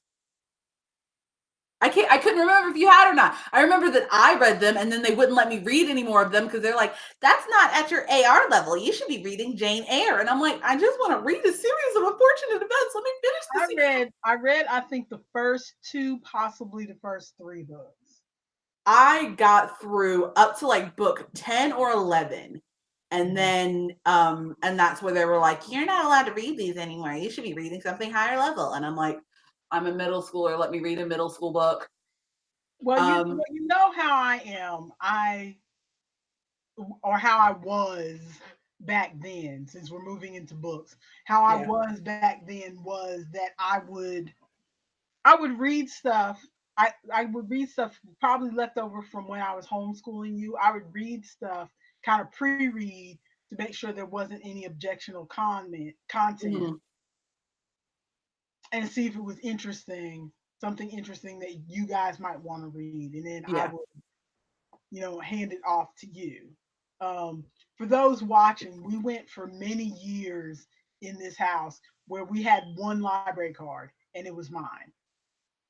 And I would check out books. So I had stacks, no lie, like this. You see, it won't even fit in the camera because it's not tall enough. Yeah. But I had stacks where I had to have people help me because the library didn't have a limit on how many you could check out. So I would check out stuff for the entire house. Everybody would just say, okay, mommy, I want a book on XYZ, or I need a book for such and such for school, or whatever. Or my husband would say, I'd like a book on such and such. And so between the stuff I read, plus what I would check out for the kids, I'd check out 15, 20 books at a time. Yeah. Plus, also, before there was Goodreads, whenever I would hear about a book, I used to write stuff down on little scraps of paper that I stuck in my purse. So then when I went to the library, you would think I would have some sort of little book or something, but no, just whatever scrap of envelope or whatever, I'd write it down. Well, I'd start losing those. So then when our library got where you could go online and reserve books, as soon as I heard about a book, I would reserve it so that they could check it, so that I could check it out. So basically, even if I didn't know if I wanted to read the book or not, it's like, oh, I heard about this book. I'll go ahead and see if our library has it. And if they have it, I'll reserve it so that I won't forget about the book. So I'd come home with a stack of 20, 25 books. And a lot of times I'd take the book and go, okay, not interested in this. Not interested in this. So I come home with 25 books and I might read 3. Because I flipped through the other ones and I discovered that I didn't want them. So Goodreads was a godsend for me because I didn't want to try to keep these lists of books on paper because I would always lose them. I've gotten better at keeping up with notebooks of things and stuff, but I used to just misplace it if I wrote it on paper. So Goodreads was a godsend to me because they already had the books so I could investigate. They already had a database, so I could investigate if a book was interesting to me before I put it on a list of what I wanted. So that helped. But I would check out a lot of books since I was the only one checking out books. I would end up a lot of times reading the books that I was checking out for you kids. Yeah. And then once you guys grabbed them, like what if I'd read the first series of unfortunate events and so okay, that sounds like something that I don't mind my kids reading, and then I give it to you guys, and then you decide you like it, and then you tell me if you want the rest of the books. I'm not reading any more of them because I already read the first one and figured out it's okay. Yeah. To be honest, Danny doesn't care what you read. Danny did not care what you read back then, but the mommy person is supposed to care what you read. and the mommy person is supposed to do mommy things. So Danny was trying real hard to figure out, okay, what's the mommy thing? And I guess that means I should screen these books before I let you read them. Make sure that we're not reading any nuditas and some porns. Because I read The Thornbirds in fifth grade, What's that? the fifth or sixth grade. I don't know what that is. It's where this young girl, this young woman has an affair with a priest. Good Lord! It In was it fifth was grade? it No was pun intended. it was in my elementary school library. What? Who was this for? Who put I, these books looking here? back looking back on it, I think it was for the teachers myself. Ooh, they need to put it in the teacher's lounge then. You just slipped that in and thought nobody was gonna notice. No one's gonna pick this one up. They're gonna stay over here reading these books. No one's gonna check this out. No, And you then need of to put course, this in a secret of area. course, I'm old enough to remember when the big library in Gastonia. We have a Mhm. county-wide library system, but it used to be a two-county system. So it was our county and the next county. And I lived on when I was in um, elementary school, right through high school. I lived on the edge of the county that was close to the other county that our library system was joined with. So I actually went out of my county to the other county to borrow books because it was actually closer Mhm. going into town. But then they built and they used to only have a bunch of little satellite libraries, like a tiny library in Belmont and a tiny library in the Mhm. town where I live now, and a tiny library in Lowell, like that, and tiny library in Lincolnton. And then they built a big main library in Gastonia, which is like the big city in our county. They Mhm. built a main library there, and I'm old enough to remember when they had a grand opening for that library. And I think it was probably when I was in seventh grade, maybe. It's been a long time. I still think of it as the new library, but it's still it's not that new anymore. Yeah. It's 20 some years ago, but I still think of it as the new library Mhm. because even at 20 years old, that building is more modern than the little building where the local branch library in our town is. Yeah, yeah. I remember And that. so, but at that library, when we would go in at that library, they didn't ask you. I mean, they didn't care. And it Ooh, you're frozen. I have Hang on. since I was in fifth grade. Hang on. Whoa, time out. Back So up. Back up. You glitched out a little bit, and I saw it glitch out on the TV too. So back up. You were saying they didn't care that you checked out what? they didn't care what I checked out because I was 5'9". I said it didn't hurt because I was 5'9" Mhm. in fifth grade. Mhm.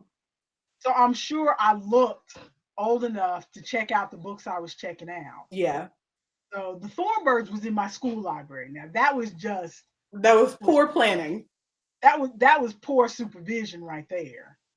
But then going to the big library and checking out books there, I guess they just figured, okay, if your mother lets you come in and get this book, it's not my job to tell you you can't have it. So That's I just never irresponsible. I never went in the children's wing of the library until I was an adult. I went in the adult section and I was reading. You probably don't aren't familiar with these authors, but anybody who's watching probably remembers like Howard Fast and Sidney sheldon and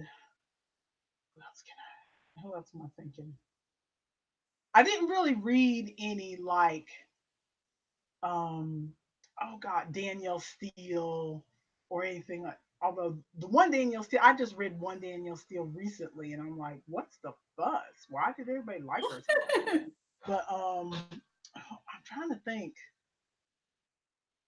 There's another author who died a few years ago and she was Joan Collins' sister, but her last name was not Collins. But she was Joan Collins' sister, and she wrote all these racy novels. And I read her stuff when I was in like middle school. Someone, you needed some supervision, is what I'm hearing right now. You So were not supervised. I also listened to Prince when I was in middle school and high You school. needed some And some people, a lot supervision. of people consider his music racy, but I listened to it. Well, I listened to a lot of stuff. For I shame. read a lot of stuff. And so I did. So as an adult and being a mother, I was like, okay, I guess I'm supposed to do these things so people don't think that I'm a bad mother and take my children away. But I Well, really don't care what y'all read. it makes me think of whenever I listen to My Favorite Murder, they talk about how in like the 80s, people just let kids just do whatever. They let them walk 2-3 miles from the school back to their house. They Uh, like put them in the car with strangers. They let people they barely just met babysit them, leave the doors unlocked. Oh, you stay at home, you'll feed your like people just let kids do whatever in the 80s. And then we're like, what? My kid got stolen in or died. How could this possibly have happened? Man, the 80s. and the 70s and the 60s. We are And just now realizing that maybe we should pay attention to what our kids are doing.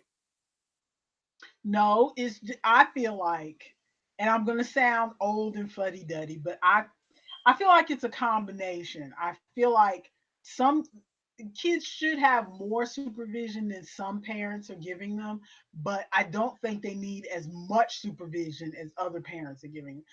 You've heard the term helicopter parent. Helicopter? Yeah. Yeah, exactly. There are parents who have their kids double scheduled. I remember when you were little and we had you in dance class, and there was Mhm. another little girl who was in the dance class, and she was a bit of a brat. And her mother would say, "Oh, well, she's tired." And after talking, I can't remember if I heard it from the mother herself or some other mother who was gossiping, but pretty much what ended up was that this kid was in activities from the time she woke up till the time she went to bed. Okay. It was like up, go to school, then immediately after school, Monday you're going to do this, Tuesday you're going to do that. Some days you had dance and then you had something else after dance. I mean, all this other stuff. That's too And I much. was like, the child needs to rest. How do And it's you, as a parent, have the energy to plan all of this stuff? I felt bad that there were times I felt bad that we could not have you guys in more activities. You didn't get the brunt of that so much because you went through a different school situation than your brother and sisters did, Hmm. and you were in band, Hmm. so you went to be in some activities more so than they did. But like they none of them got to be. They did 1 year of band because I made them because I wanted them to have that choice. Because you remember how it was in our schools. If they didn't try it in sixth grade, they would Then you never were get not to going try to be it. in band, yeah. Yeah, so I made them all try band to decide if that's what they really wanted. Hmm. Um, but and they all dropped out, of course. But they none of them got to be in any after school activities, any um, sports or chorus or any of that stuff. And I always felt bad that we couldn't do that stuff because I couldn't drive them there. I couldn't pick them up. Yeah. So they couldn't be in stuff because there was no way for me to pick them up and your father was always working. Hmm. So I felt bad about that. But at the same time, when I see other parents who have their kids in everything under the sun, I'm like, you need to give that child a break. That child needs a nap and a half. You need to give that child a break. They all that I know parents who are always trying to have their kid in something and then wondering why their kid has bad attitude. Let your kid just be.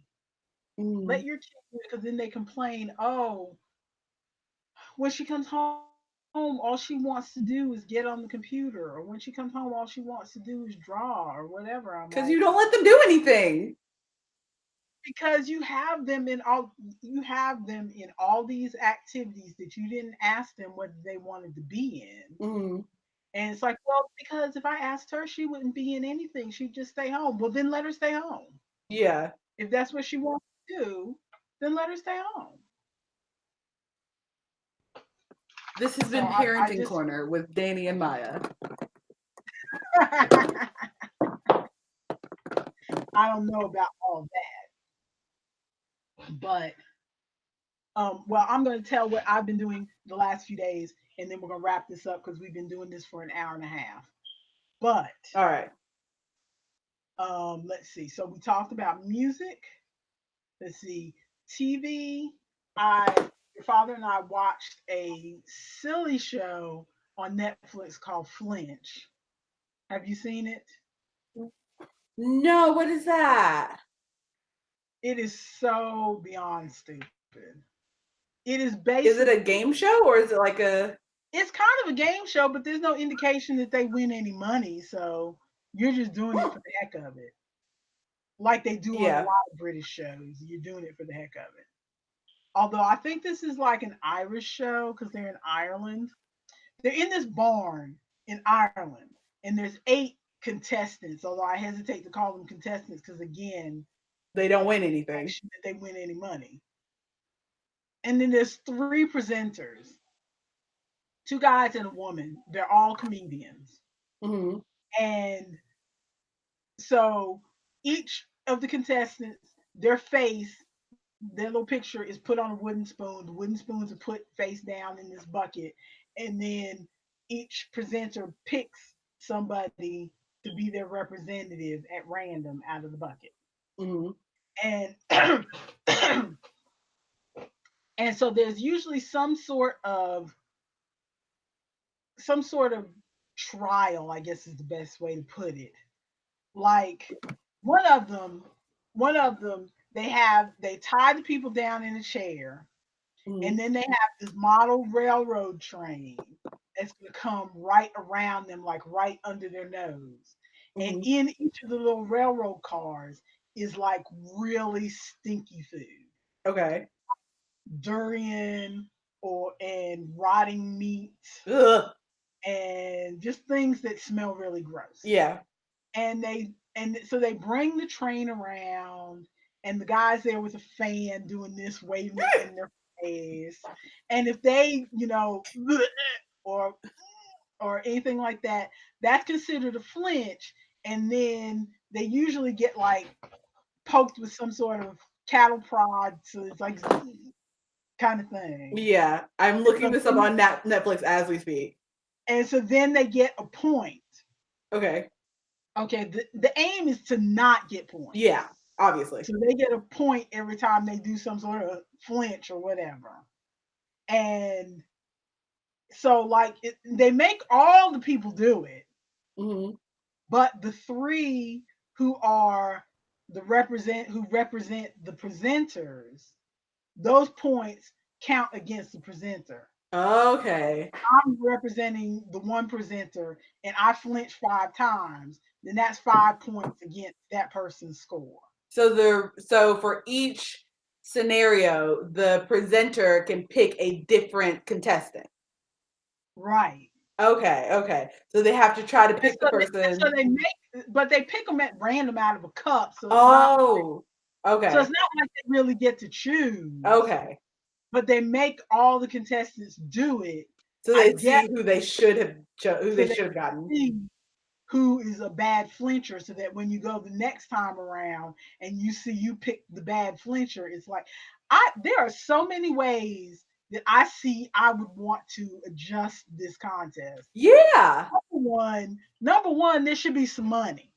Yes, Be some absolutely. prize. But again, since this is not an American show, American shows you always get money. But Hmm. anyway, let me finish explaining. So the points go against the presenter. So they do either 2 or 3 scenarios Hmm. where the contestants flinch, and then at the end, you see which presenter end up getting the most points added to their total, Hmm. and the person who has the highest amount of points Hmm. has to do a scenario themselves. Okay, that's funny. So like that presenter ends up having, and because they're all comedians, the only thing, it's one of those things that your father and I watch at night, Hmm. like right before we're gonna go to bed. We want Yeah, that you're not gonna get too invested in because there's not a yeah. heavy storyline. You know, sometimes we watch shows like Right This Minute or something like that, where there's not a heavy storyline, but we're not quite sleepy yet. That's the Hmm. kind of thing. And so this is the kind of show that we watch. We watched a couple episodes of it at night. Hmm. And the comedians are really what make it, you Yeah, know. that's what I was thinking. Is that the comedians will probably be what makes the show like funny or Yeah, like they say makes you things want to keep going. about how people react and stuff like that. And that's so it's good that they hired comedians. That's the only thing that makes Hmm. it kind of worth watching. But I would structure the show differently. Like I said, I would give somebody some money. Yeah, Okay. I The would say presenters maybe are already getting paid, so I don't think they need to get any money. yeah. Maybe I out of the people who like even if they didn't win like based on the like even if they didn't get chosen by the presenter, whoever themselves had the least amount of flinches throughout the entire scenario, the entire thing should should probably get, win something. yeah, Yeah. exactly. They get named, okay, they're the best one of this round of games, but then they don't get anything. Yeah. That means nothing once Yeah. won. I'd have more of an incentive not to flinch if I thought I was going to get some money. Instead of being on a TV show with Jack Black or something just because I can. Exactly. But also, the other thing, I think maybe like the first round, just pick it random. And then the second round, after you've seen How who, everybody reacts. how everybody flinches, then maybe the Let person, them choose. yeah, then maybe the person with the highest score gets to pick who they want, Yeah. or the person with the lowest score, whatever. But have some sort of way where where the presenters get to pick who they want for the second round now that they've seen. Otherwise, there's no reason for everybody To to go through with it. go the first time around. Yeah. Even if you get to see who flinches and who doesn't, you don't get to pick your person for the second round, so it doesn't matter. Yeah. That's how I change it. But still, it's. I've listened to some podcasts about Netflix that Mhm. have given some reviews of this, and they've not spoken well of this show. So I don't know that it will come back. But if it does come back, I would like to see them do some adjustments. You know what show what I would like to see come back? What? Um oh, what was that show? The murder mystery show? Yes. The one where they were all in the house and the oh that show was so good. The like one season that they had it. It Yeah. was so good. Did you watch Joey Graceffa's? No, I was wanting to, but isn't it on YouTube Red? Yeah, I went ahead and got YouTube Red so I could watch it. No, I didn't pay for that. There are several things that I want to watch on YouTube Red, and so I was kind of waiting for some things to get put out. But that was one thing I wanted to watch. Joey Graceffa's like Fear the Night or something, Yeah. and Escape the then Night. Escape the Escape. Night. I wanted to watch Escape the Night. I want to watch Rhett and Link's Buddy System because they've got I think 2, maybe 3 seasons of that out now. And then I wanted to watch the Game Grumps were in a show. It wasn't like the Game Grumps producing a show, but somebody I want to say it was the guy that made I want to say it was Dan Harmon made a show, and the game he asked Dan and Aaron to be characters in the show, and it's about these people playing video games and stuff like that and trying to be like competitive video game players or something. And so they were in that show for I think it was like a season, maybe 2 seasons. And so I wanted to watch all those, but I didn't want to like because I know we don't have money to pay for YouTube Red like consistently. And so I wanted to be able to wait for like a few episodes or a few seasons of some stuff to Yeah. be out. That way I can pay for it once, binge watch it all, and then wait a little while again. You That's know? how I feel about that show, Gentleman Jack on HBO. I'm waiting for them to get a few more episodes. What's Gentleman Jack? What's that? Gentleman Jack is based on a real story. It's Okay. about this woman in England in the 1800s, I think it is, where her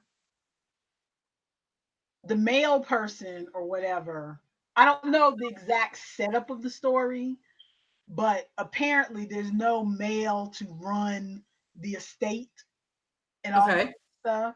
And so she starts dressing in men's clothes and stuff like that. Oh, she might have already been dressing in men's clothes. I don't know. But Mhm. she decides she's going to take a wife, and Oh, she, snap. it's the 1800s. Yeah.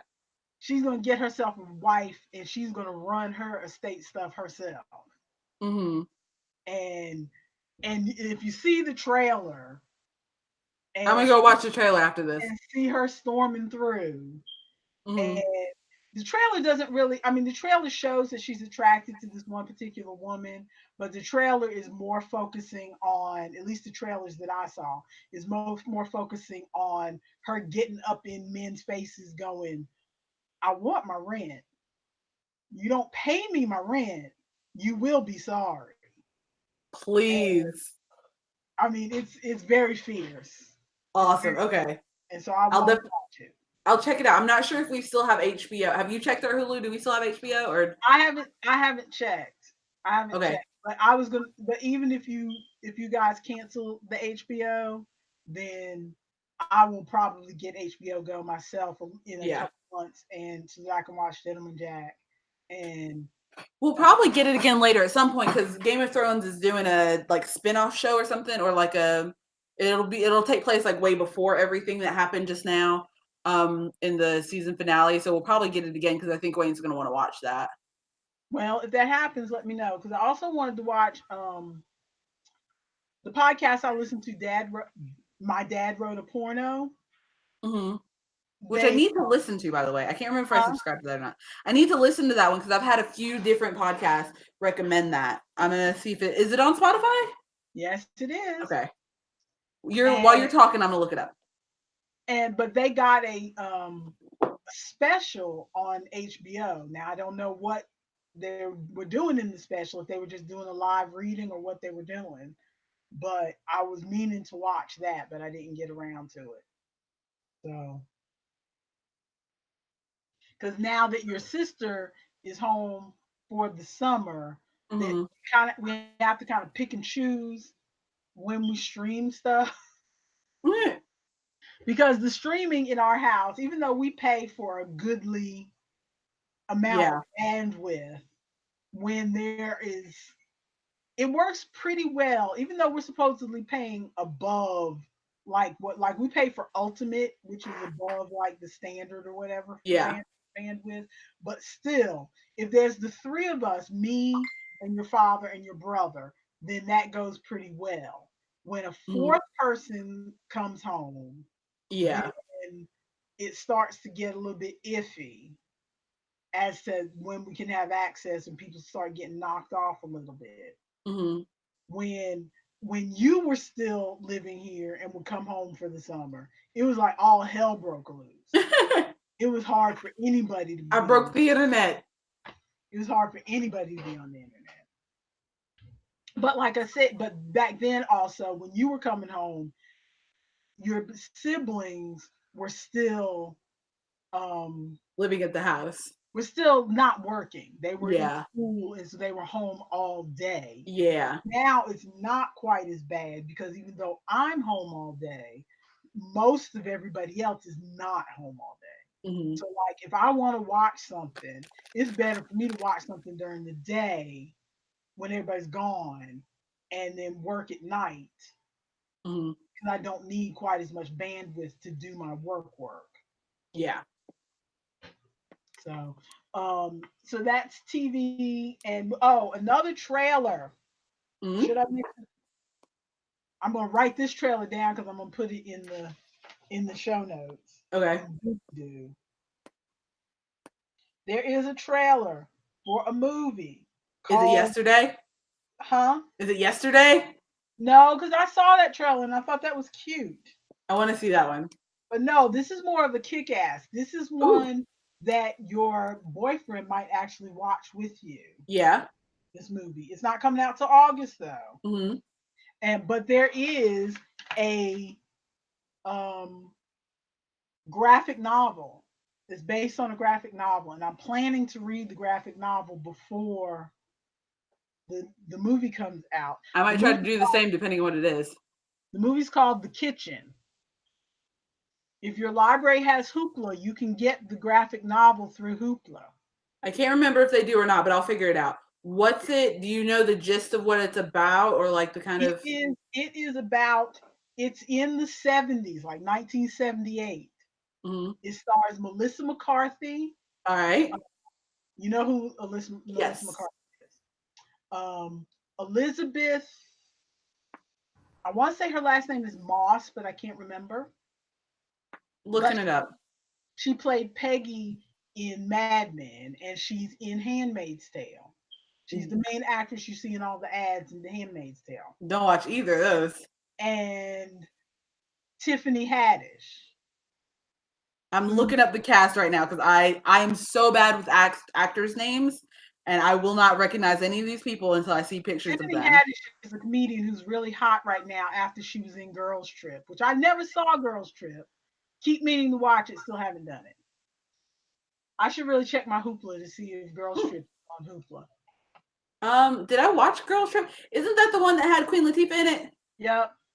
Oh, then I think I know who that is because I went and saw that with my friend, not friend anymore, Kayla.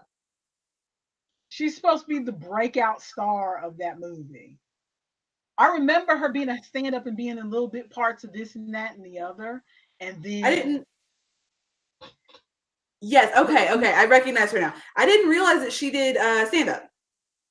yeah. All right, Melissa McCartney. Yeah, you had all the names right. Melissa McCarthy, Tiffany Haddish, and Elisabeth Moss. Elisabeth Moss. Bleh. Yes. And it's The Kitchen. It's Mhm. about this it's about these three women in like 1978. Their boyfriends are all, or husbands or whoever, are all in the Irish mafia, Okay. and they all get locked up. Ooh. And Mob so wives. the women take over their Like racket. section of the mafia. Oh, Yeah, snap. over their rackets. And of course, the men don't want to pay attention to them or respect them or whatever. Mm-hmm.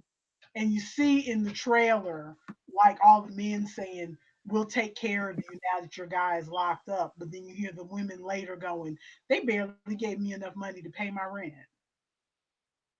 They're supposed to be paying them protection payments or whatever. So the women decide, well, if we're going to get what they are supposed to give us, we need to take it ourselves. And so they Yeah. start running the mafia stuff. And then Oh, they start snap. high on power. Ooh, that sounds like it's gonna be good. Yeah, it looks good. I have to admit, I posted the trailer in my Facebook feed a couple days ago when I first saw it. I think And I saw the image of it, but I didn't actually watch the trailer. yeah, Tiffany Haddish is playing a straight role instead of smart talking comedian type. Yeah. So that's one.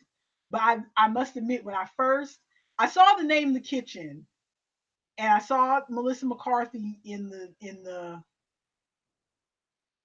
thumbnail, and I Mm-hmm. first thought, okay, this is going to be something funny, maybe girls together type thing. And then I opened it up, and she's looking deadly serious.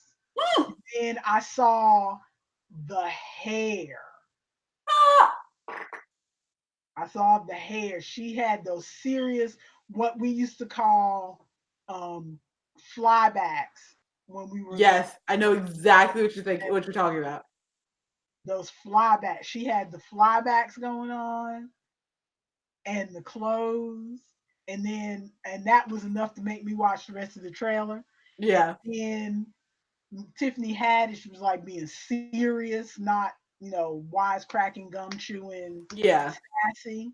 She was being serious, and I'm like, oh, I need to watch this. I need to figure out what this is, what's going on in this situation. And Elisabeth Moss, who I was a fan of Mad Men, but I did not watch the last couple seasons because I just got aggravated with it. Mm-hmm. And then she went on to do other stuff, but she's not been in anything. Like I said in my Facebook post, none of the three of them have really been in anything that I really want to watch. Yeah. And I recognize that they are all talented. And I Yeah. have glimpses of them in things that make me see that they're talented. And I'm just waiting for them to be in something I actually want to watch. Yeah. And that happens to me with a lot of actors and actresses where in my brain, I imagine if I met them on the street or at their grocery store or something like that, it's like, nice to meet you. And if they were to ask me if I watch any of their work, I'm like, not, Uh, not really. well, you But see, I recognize that you're really good, but your stuff is not my taste. yeah. Yeah. That's kind of how it is with all three of them. But this movie, Mm, I feel like I want to see it. And then when I looked up more about it, I saw that it was based on a graphic novel, and mm, then saw that Hoopla has it, and so does. I also have Kindle Unlimited, mm. and it's on Kindle Unlimited as well. Do you get any? Because I know you get some Kindle stuff for Amazon Prime, I think. Do you think I would be able to get that? I don't know. You'd have to check and see if you can get it through Prime. What, the graphic novel you mean? Yeah. Maybe read it on my phone or something, on a Kindle app or something. Because I I don't. don't know if you'll be able to get it on Prime, Mm, but it's definitely on Kindle Unlimited, which leads me to what else I've been doing with my media time instead of any stitching. I've been doing a lot of reading. I have Um, not. because well, whenever because I got that the latest deal was 99 cents to pays for 2 months of Kindle Unlimited. Hmm. So, and Kindle Unlimited is generally $9.99 a month. So Hmm. they have these deals, and it's unlike other things where you only get the deal if you've never subscribed to the thing before. Yeah. Walmart and Amazon are the two companies that are like, we don't care. If you're going to come back, then come back. So, Yeah. because I've done the 99 cent for 3 months before and then Hmm. cancel it. And then 6 months later, they'll They'll offer do it again. 99 cents for 3 months and I'll sign up for it again. And they let me sign up for it again. Yeah. So I'm like, okay, if you're going to let me keep doing this, I'll keep coming back and doing it. Yep. And same thing with Walmart. Walmart on their grocery thing, they'll have codes for delivery. Now, sometimes they'll have codes that say only for new subscribers, but they also have codes that will give you free delivery, even if you're already a present subscriber. Yeah. Always worth it to try. Which I appreciate. Because like don't just give good stuff to these people that may not be using it, may not use it again. But like if we're already using your service, it's nice to say like, hey, thanks for using the service. Get some free stuff, Mhm. which I Now really with appreciate. Amazon, I feel just guilty enough that I probably will pay for one more month full price just because I do get a lot out of the service Mhm. and I've used it a lot. Man, I pay for Amazon Prime every single month. I've only just started using it the past 3 months, but I signed up for it a while back when they were doing some kind of deal or something, and I forgot to unsubscribe from it. And so I've literally been paying for Amazon Prime for I want to say like a year now, and I only in the last like month or 2 months started actually because we like before we didn't really have any money to buy anything on Amazon because we've been busy paying bills and stuff and like catching up on trying to pay for car stuff and all kinds of things. And then we just got our roommate a little while ago. And so now we're kind of having money again, and I got to raise at work, and Wayne got to raise at work, and so we're having money again. So we're only just now taking advantage of the Amazon Prime that I've been paying for over a year. Are you paying for it month by month? Yeah, Oh, it see, takes that's seven that's something out of way my more than paying for it for a year at once. well, it takes seven something out of my card every month, and I'm like, Oh, only 7? let me double check. Let me double check. Because I think it's like 13.99. Maybe it is 13.99, and I'm thinking about something else that's taking money out Unless of my account. unless you got grandfathered in at a good price, in which case I'd say go forth and prosper. Eh, let's see if I can find it. Amazon. Like get text messages. Yeah, no, you're right. 1309. I think I'm thinking of later that I use for my Instagram posts because I schedule my Instagram posts so I don't have to worry about thinking about making a post every single day, even though I haven't posted in like 3 weeks. But later takes 7 out of my account. Amazon is 1309 every time. And I pay for it every month and forget to unsubscribe every single month. And now that we've started actually using it and ordering things, man, I experienced 1-day shipping for the first time. And I'm like, oh, this is the best thing ever. This is as if I just went to Walmart and picked something up. It was so good. I didn't have to wait a week for something to show up. It is nice. It is nice having the shipping. That's why I don't, because we have separate Amazon accounts in this house. Mm-hmm. So I don't pay for Prime. Mm-hmm. But I have no problem hopping on your father's Prime or your brother's Prime or Yeah. your sister's Prime. Yeah, whenever we order stuff, and like we usually try to order things together unless I'm ordering stuff for my business stuff. But we will, if Wayne's like, oh, I need to get this and this, and I'm like, okay, well, I already want to get these things, so we'll just do a bulk order on my Prime. That way we get the shipping benefits for all of the things instead of having to instead of him buying it on his thing and waiting like a month for something to show up, and then me buying it on mine and getting it in 2 days. Your Aunt Terry has one Amazon account and all of them use it. Her sister uses it, her husband uses it, her mother-in-law uses it, and to me that's weird. That's weird to me. That, you know what that makes me think of? That makes me think of people that like if you have your Facebook page and Daddy has his Facebook page, and then you guys get married and then you have a joint Facebook page. I don't understand that. No. I have a friend at work like people who share the same email address. Yes. The whole family has one email address. No. I don't understand. It just doesn't make sense to me. I feel like you have to have some separation. Because like you're gonna be I say I don't mind hopping on, your brother's account or your father's account, but that's if I'm ordering like one thing and I want to get it fast. Yeah. For most things, if I'm going to order, I order it on my own account. Like my Kindle Unlimited is on my account. Mm-hmm. I don't need all of y'all to see all the smut that I read all week. I don't want to see all the smut that you read. Man, you gave me one of your laptops one year. I think it's the one that's sitting in front of me. And I was going through deleting stuff and I was like, well, maybe she downloaded some movies or something that I wanted. And I'm going through and I found the Kama Sutra and I'm like, delete, delete, delete, delete. I don't need it. I don't need to know that it was ever here. Delete. Life is so hard for you. It really is. Hashtag first world traumas. But I've been reading, I spill water on myself again.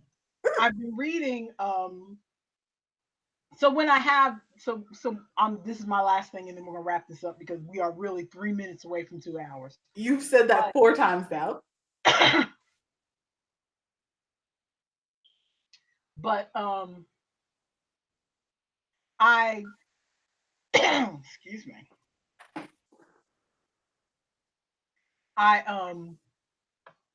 What did I say? You don't need people seeing all the smut that you read? So you don't share accounts with people?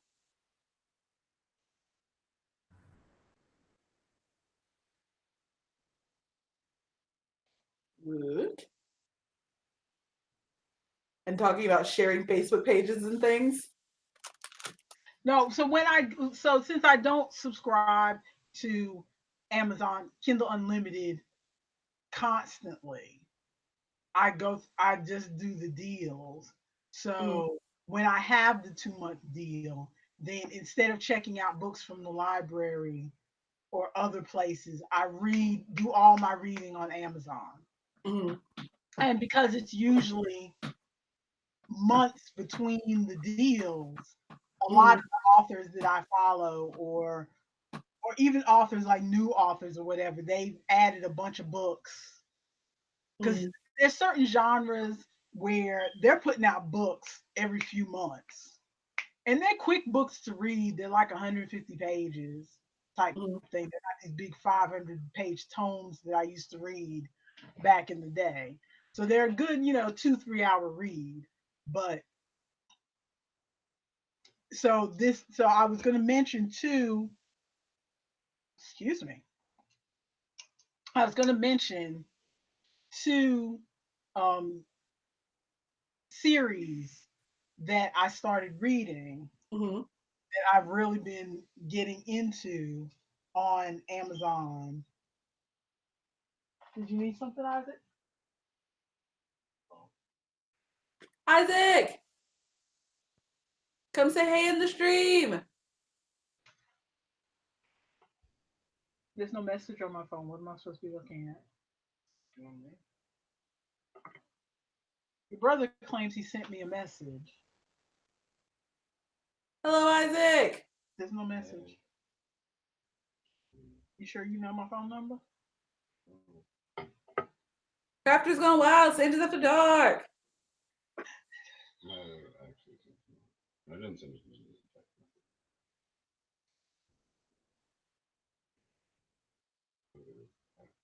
Did you send it to? Excuse me, everybody. We're doing a little family stuff here. Santa's after dark. Santa's after dark. You sent it again?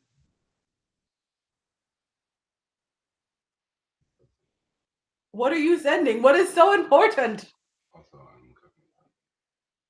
Oh, you're heating up the barbecue that's in the fridge? Thank you. Are you making me some barbecue too? And some French fries too? I'd appreciate it if you would. I would also appreciate it if you would. Cool beans. What are we cool beans in? I want to be included. Use the churro cereal? What? Cool beans. I don't know if you can see it. Ooh, sort of. What is it though? Oh, okay. What is it though? Is that bubble tea? Banana pudding Banana pudding? with What? churro cereal instead of vanilla wafers. Can you turn on the other light? What? That sounds good. Are you gonna mail me some? Yeah, no. Are you sure? I'm sure it'll make it. 1 day shipping, man. It can happen. Bacon would be good. Just cause. We hardly ever buy bacon, and your father has decided he likes slab bacon, this particular kind of bacon, so he's been buying it. He's also doing keto, so he's doing more, meats and stuff. So there's bacon in the house. Bacon. Ever have bacon? I had enough bacon for a lifetime working at Waffle House. Well, I didn't go through that whole bacon phase that a bunch of people went through. Remember those awful bacon gumballs that I had that one time? Yeah, bacon bubble gum and bacon in desserts and stuff like that. I made one dessert with bacon in it, and it did not turn out as tasty as I thought it would. Oh, Isaac sent me the picture too. I just got it. Oh man, it looks so good now that I can actually see it a lot better. Yeah, his camera, he has a Google Pixel. Man, this camera looks like it should be an ad in a magazine. This camera takes good pictures. What? I hope my camera takes okay pictures. My new one.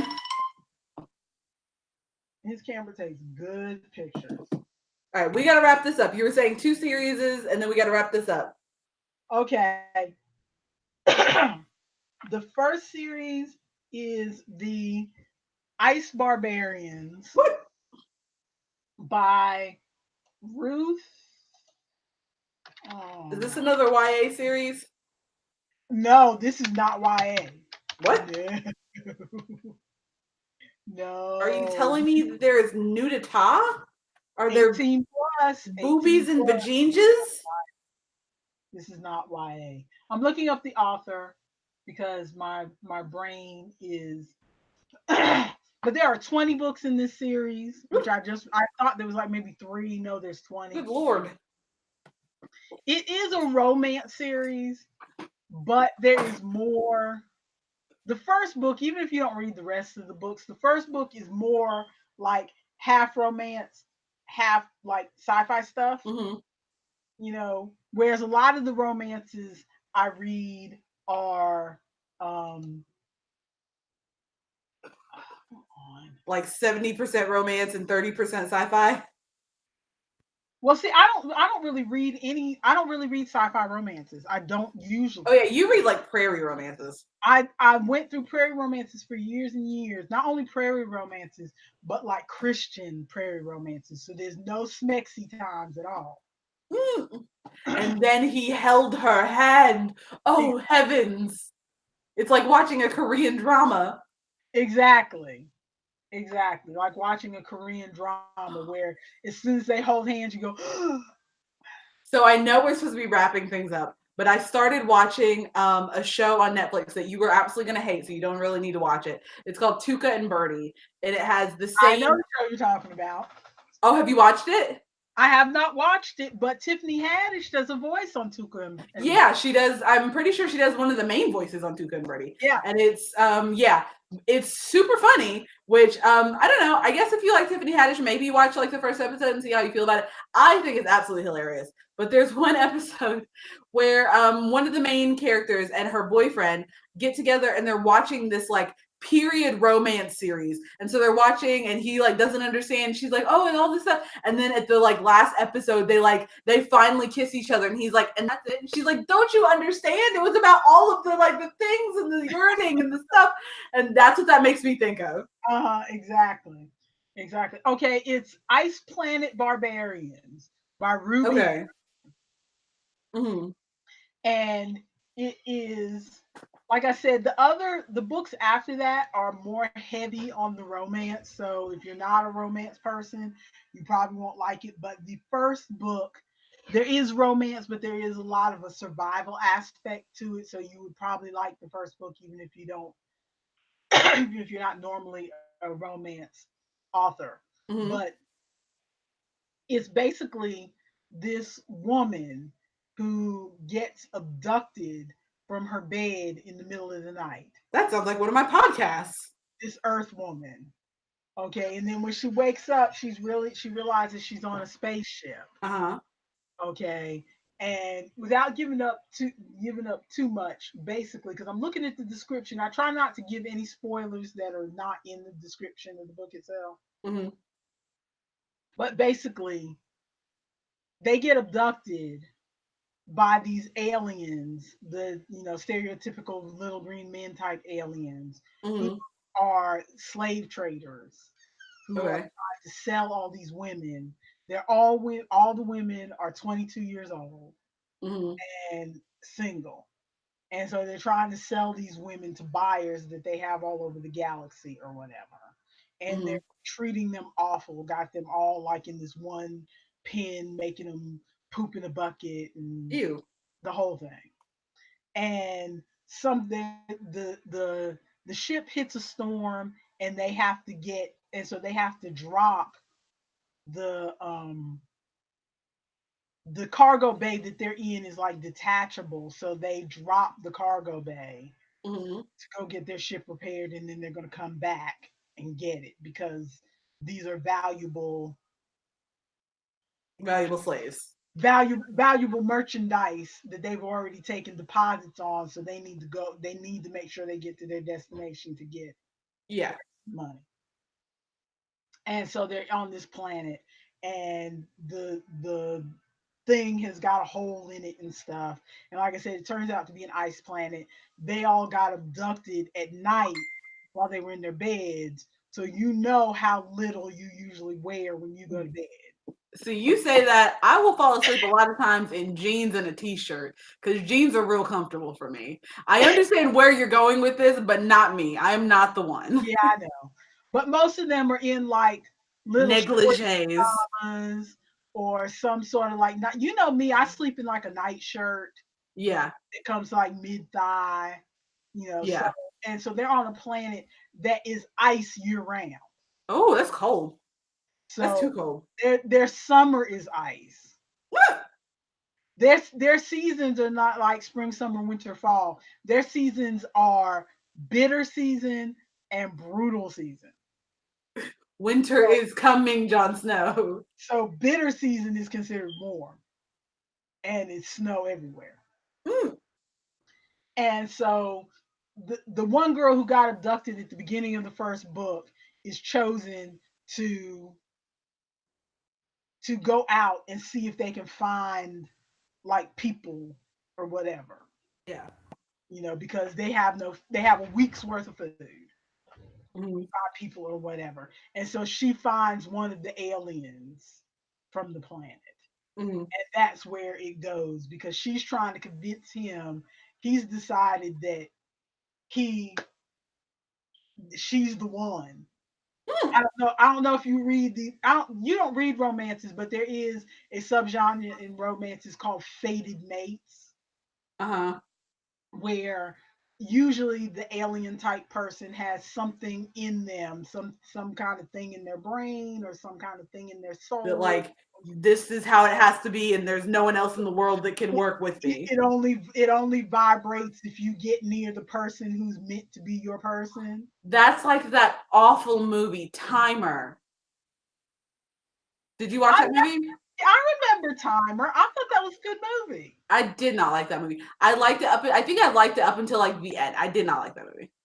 I liked that movie. I mean, if they had had more of a budget, there were ways they could have made it better. But Yeah. it's an interesting concept. It was an interesting concept. I just didn't like the way that it played out, I feel. Yeah, If I'm remembering correctly. yeah. See, I'm gonna write that down to see if that's still on Netflix. It's probably not. If it is, though, I'll rewatch it. And we can talk about it next week, maybe. See, you're writing stuff down. I got my phone ready to pull up Netflix right now. Continue talking about your book.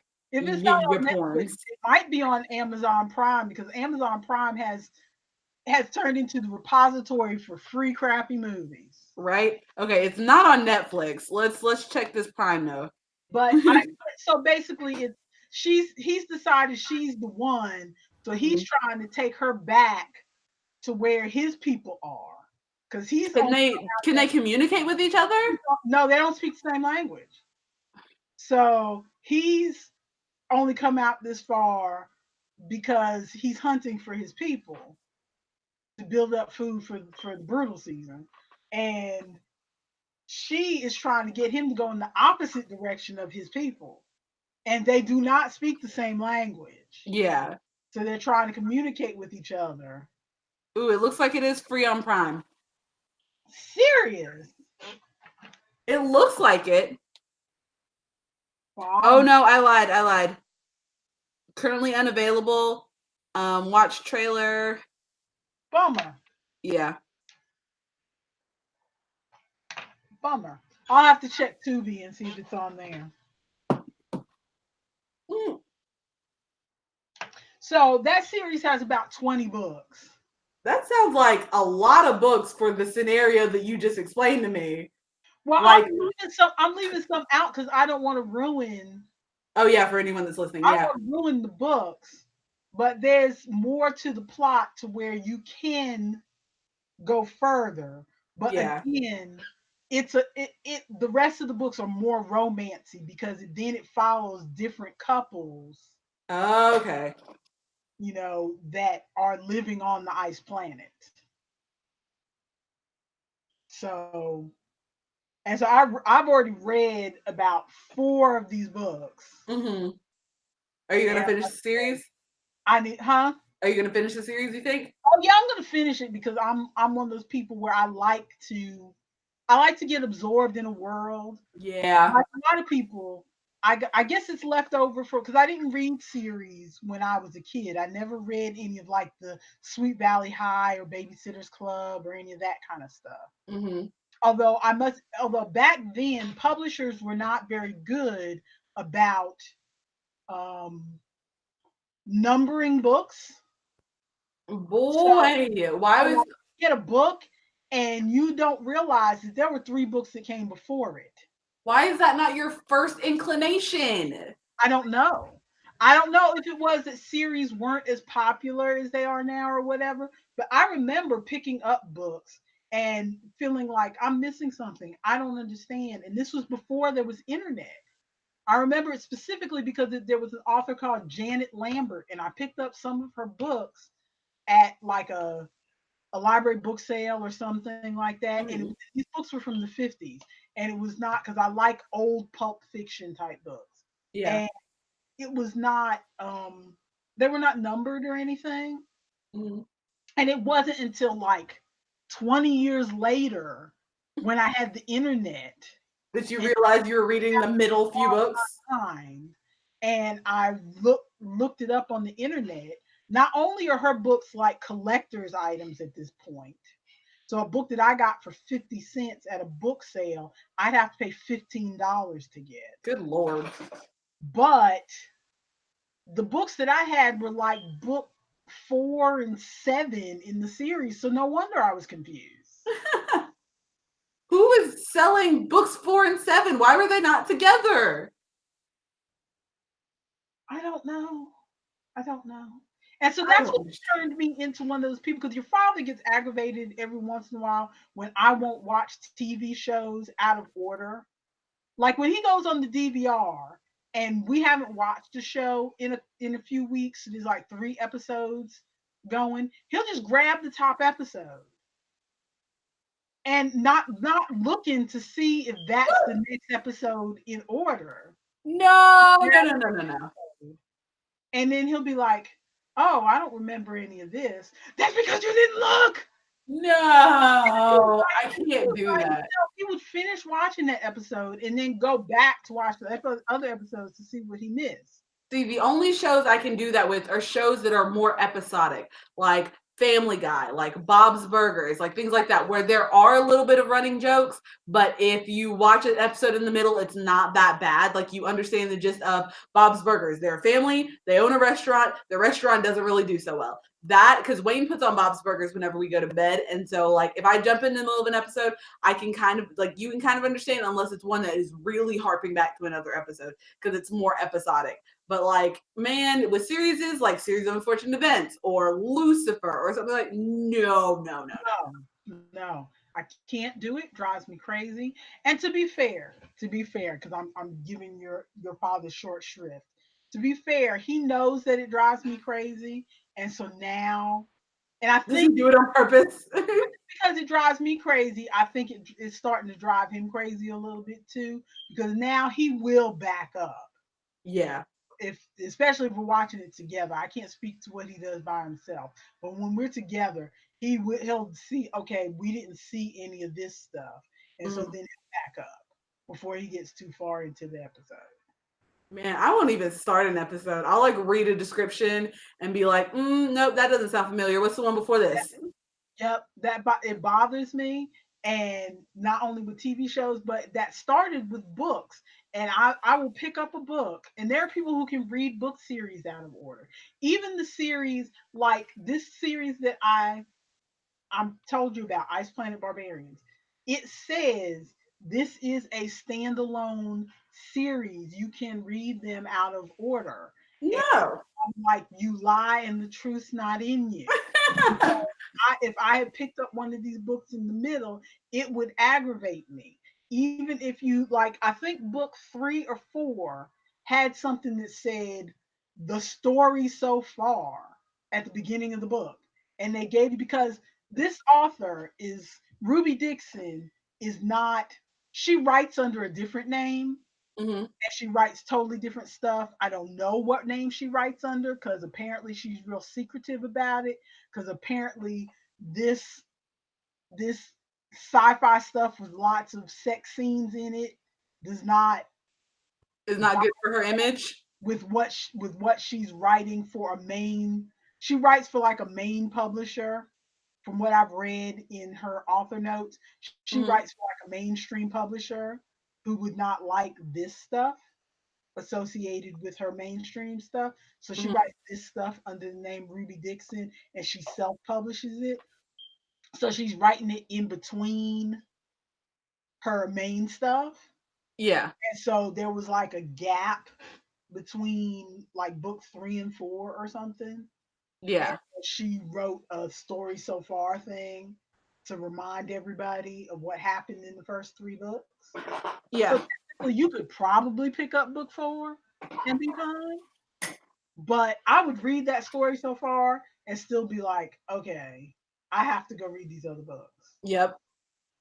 That's And how I feel about the Marvel movies, all the Marvel series. I was like, before I watch Endgame, before I watch Infinity War, I need to know what's going on. What order do I need to watch these movies? Because they all like will, even if it's not meant to be, they'll all harpen back to the other ones of like, oh, and this thing with the Hulk, and like, oh yeah, that building was destroyed because of Thor, and like they'll all harpen back to things, and like even if it's not the main point of the movie, I feel like I need to know why. exactly. Exactly. It just drives me absolutely crazy. Yes. And so I can't read books out of order. And now there's a thing which takes me to the second series that I want to talk about, which is called Celestial Mates. Is this another Perns? Another what? Oh, that's what Wayne and I call stuff that has like sexy stuff in it. We, instead of saying porn, we say perns. It's a More fun. perns. Oh, see, I just say smut. But Perns. but it, yeah, there's sexy times. Well, but with this series, it really depends because I this is what they call a shared universe. Have you ever read any shared universe books? I feel like I may have. Aren't Sabrina and that other series? Riverdale? Yes, aren't they a shared universe I kind of think thing? that's one example of a shared universe. I guess you could call that a shared universe because Sabrina and Riverdale are in the same. They're Mm, all supposed to be in the same universe, just like Supergirl and Flash and mm, Legends of Tomorrow on TV on the CW are all and Arrow yeah. are all the same universe. So technically that's the same universe. But in books, especially in romance, I can't speak to other genres. Genres. But in romance, there's another thing called shared universe where there is a certain universe, but different writers will write books in that. Okay. Okay, I So got you. they all decide that there's one certain thing that applies in that universe, and then the different set of writers will write books that go into that universe. And that's what the Celestial Mates universe is. It's a shared universe with It's the other books? it's a no, it's not a shared universe with Ice Planet Barbarians. It's Oh. just it's a different. I started reading these books by Miranda Martin, Hmm. and I started to read one of her books.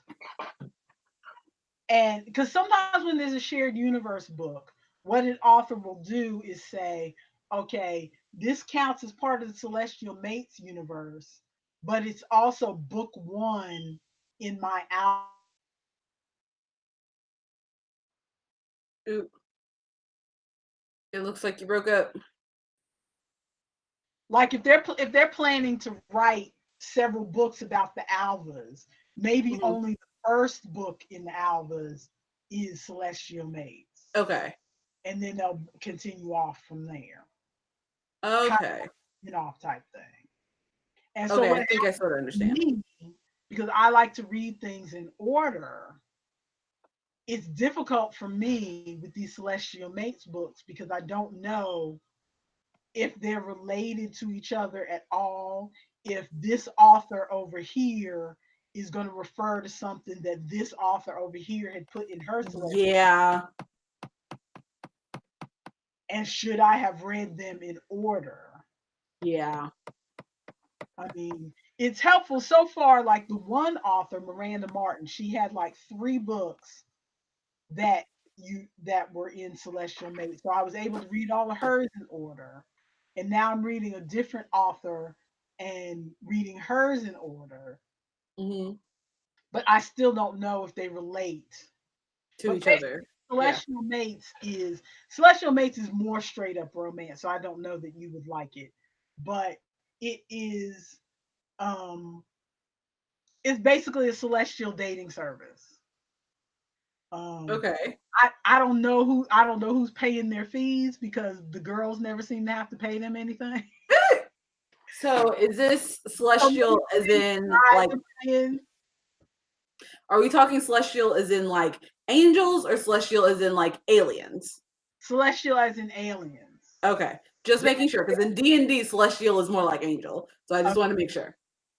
So their tagline is across space and time. Mm-hmm. So, like from Earth, they are picking people. Like they will pick somebody from 1999, and then somebody from 2017, And set them up. and somebody from 2035, but set them all up with three different guys on the same planet. So they're all from Earth, but from different times on Earth. But they're going to end up with 3 different guys on the same planet at the same time. Yes. That's confusing. Not really. It doesn't play that much of a big part in the storyline, but it's just kind of interesting. Yeah. I wish the author had followed that bit a little bit more because I like time travel. Mm-hmm.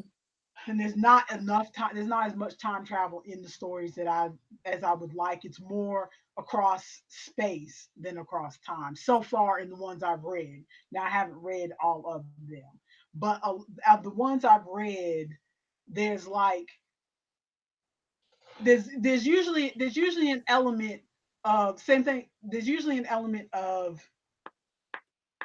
the aliens don't have enough women, Mm-hmm. or their women have all died of a sickness, Mm-hmm. or their women had the sickness and all became infertile, so they can't have any babies. So their race is going to die out. Mm-hmm. So they need to go outside of their race To to find something similar to their race to go home. and continue so that their race doesn't completely die out. Yeah. And sometimes there's opposition because sometimes the people in the alien race are like, no, we need to keep our race pure. We can't let any of these filthy earth people in, Mm-hmm. you know. And so there's different things. There's Yeah. different options and stuff like that. But it's more straight up romance with sexy times because there's not as much with the Ice Planet Barbarians. There's more of a survival aspect Yeah. of how are these people going to survive on this ice planet, and there's some romance thrown in, whereas the celestial mates is so far pretty much romance. Just turns. Well, no, Mm-hmm. no, because the one that I was reading, which I haven't quite finished, I was like at 95% right before we started this This really long stream that we should probably wrap up. exactly, this really long stream. Um the one I was reading, they didn't really even get to any smexy times till like 75% through the book. Well, that's not a perns. Where well, I mean, once they get to the smexy times, it's called Not So Little Green Men by Aaron Tate. That's what I was reading. But did I give you my disease through the internet? I think you gave me your disease. No, I've got 2 people in the house that are sick right now too, because we've got a friend couch surfing right now, and friend couch surfing and roommate are or both were sick. So hopefully Wayne and I won't catch it because I don't feel like being sick again. The weather's just getting good. I feel you. But yeah, so like whereas some of the other ones, like the Ice Planet Barbarians, you can't get 10 pages before the smexy times start in that book. Perns. So and there's no like what in romance they call closed door, where they're like, oh, they're gonna go have sexy times. We kind of know what they're gonna do, so let's just close the door and fade to the next scene. Mm-hmm. You know, no, they describe it every time in Ice Planet Barbarian. Perns. Every single time. For But shame. for shame, for shame. But since these books, I told you before, with books like that, with the Kindle, when you open up a book, it tells you about this book. And so it tells you how many pages there are and about how long it'll take you to read it based on it kind of calculates your read how fast you read based on how fast you've read books before. So Hmm. like when you open new books, it'll tell you roughly how long it's going to take you to read it. Hmm. And so there's something That's in cool. me when I see a book is a 2 hour book. You want to finish it in 2 hours. If I see it's a 2 hour book, it's like, oh, I can knock this out today, and I just Yeah. go for it. Yeah. Or if I see if it's less than 200 pages, I feel like I can knock that out in one day, Hmm. and most of the time I can. When I see that books are because there's some books that I look at, they're 250, 300 pages. And I used to have no problem reading the book that long, but nowadays I'm not in the mood for reading a book that long. Yeah. I'm going for the shorter books, not too short, because if a book is like 89 pages, that's almost a novella and this or a short story, and there's not enough time to really build up a good story with that. Yeah. I want it to be like 100, 150 pages Hmm. for it to build up a good story. Yeah. I feel you. So that's what I've been doing, a lot of reading. What I'm probably going to be doing in the upcoming week is a lot more reading because my Kindle Unlimited runs out at the end of June. Mm. Your father is out of town with a friend this week until Friday. I need to call him and tell him happy birthday. You do. I meant to call him earlier, but we were already out. So he's out of town with a friend this week until Friday. And Mm. one thing you may not know about me is that I don't know how to go to bed when my husband's not home. Shame. I'll go in there and I'll say, because it's like I know I should go to sleep, but if he's not home, I'm not one of those women who's like, oh, I can't sleep. I'm so scared. I'm home by myself. It's not that. It's just that it's almost like when mommy and daddy are gone, we'll just misbehave and do whatever we want to. Mm. When my husband is not home, and so he's not laying in bed next to me and pulling the covers over his head and throwing the remote to my side of the bed, which are all his signals that I'm going to sleep now, turn the TV off. He won't say I'm going to sleep because he doesn't want to admit that he's sleepy just yet, but he'll Yeah. kind of toss the remote over to my side Mm. and so then I'll turn the lights out and I'll turn the remote off. But then I still end up staying up for another 30 minutes as I do my wind down routine Yeah. fall asleep. But I don't do any of that when he's not home. There's nothing that gives me a signal that, oh, I should start doing my wind down.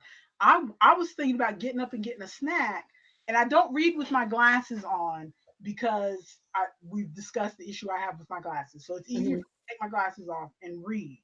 So I cannot see any of the clocks to see what Oh time. yeah. Don't you have a And clock? Isn't there a clock on the Kindle?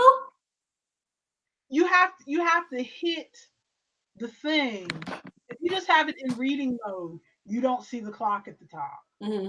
All you see are the words. Yeah. So you have to purposely hit it to bring the clock down and bring the menu down and stuff like that. Hmm. So when I'm in the middle of reading a book, I'm not hitting that. Yeah. So I was reading and reading and reading, and then your sister came home. I was thinking about going and getting a snack, and so I put my glasses on to walk downstairs and Yeah. looked up and saw it was 1:15 in the morning, midnight. No See, time to go back. It's time to go to sleep. I'm the other way around. If nobody's at the house, I will lay down and think that I'm gonna get some stuff done. And sometimes I am. Sometimes I am like productive when no one's at home because there's some stuff that I like to do whenever no one's at home. Like I'll clean Wayne's desk when he's not home. I'll straighten that area up, or I'll straighten up certain parts of the house that like people are usually in, so I can like put on my show and straighten and do whatever I want with nobody here. Because I prefer to clean when no one's at the house.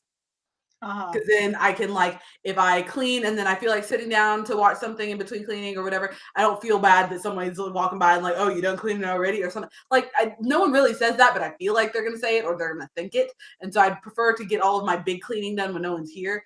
But usually a lot, like 90% of the time, maybe 87% of the time, if Wayne's not home, I will go straight to sleep because he's not there for me to talk to. He's not there playing something funny on TV. He's not there playing an interesting video game. So I will watch my YouTube, think that I'm watching my YouTube. Next thing I know, I'm waking up because I fell asleep. No. When your father left on Sunday, I said, "Oh, he's gone. I can stay up a little bit later." A little bit later turned out to be 5 o'clock in the morning. Oh, I haven't done that in so long because they usually schedule me real early in the morning. I stayed up till 5 o'clock in the morning reading a book. Kindle Unlimited is dangerous. Dangerous. Seriously, because you can just go straight through to the next book. And if you're reading a series with 20 books, and as soon as you finish the first book, it says, "Hey, the next book in the series is this one." So I don't even have to stop what I'm doing to go look up what the next book That's is. basically the Netflix binge of books. Yep, it serves it to me conveniently. All I have to do is click it and go, "Okay, I'm reading the next book." Sanders After Dark. Exactly. Sanders Gone Wild. It's really Sanders After Dark. So, because I can leave the lights on in the bedroom and everything, I don't have to turn them off because your father is covering his head trying to go to sleep. Yeah. So I forget that it's way past bedtime. So that's but I'm gonna do better today. AKA go to bed right now. It's past your bedtime, young lady. I do have work to do tomorrow, and my class started on Monday. Oh, you have more classes? I just have that one class I told you about. Oh. That class that basically you're supposed to take at the beginning, but it wasn't required at first for me. So now I'm having to take it at the end because for grad, so that I can still get my associate's degree. So, which technically I don't need my associate's degree for my work. What I need is to pass my certification exam, which is not part of my associate's degree. Taking my certification exam in August. But since I've gone this far, you may as well go ahead and get it. I want to be able to say I have my degree. I feel you. Even though I don't technically need it right now. But again, who knows what will happen if my boss decides that she doesn't want to do this kind of work anymore and I have to go out in the world and get a real job in an office, then I might need this degree. So that's what I'm going to do, some reading. Hopefully I'll do some more stitching before Saturday so I have something to show, but don't bank on it. I've got some spiders soaking in hand sanitizer for a couple more bottles, so hopefully those will turn out well. It's gross. Because this Kindle has been surgically attached to my hand since Sunday, so I don't know if I'm gonna get any stitching done, but we'll see. So, well, Tracy, thank you for hanging on in there with us. Yeah, this is a long one, man. I hope that you were knitting something interesting or coloring or I don't know, cross stitching, crocheting, doing something fun while you were listening to us rattle on in the background, cleaning your kitchen, whatever. But we are done. How many glasses of that wine did you drink, Maya? I only drank 2, but they were like, I'm down here now. Yeah. When I say that we go through 2 or 3 bottles of wine on our weekend, that sounds like, ooh, you girls are winos. But it wasn't that much because this isn't that big of a glass, and I only filled it up to like here both times. Yeah, there's not that much. There's not as many glasses of wine in in the smaller bottles as you think there are. Yeah. And if there's 3 of us drinking wine, it takes no time to go through a bottle. Yeah. So it's been fun chatting with you, Maya. Your brother cooked me some dinner, so I'm about to go down and get some. I might have another piece of za. My book, and you can go finish your pizza. I'll probably only have one more. This pizza is gonna last me a couple days. A couple days? Yeah.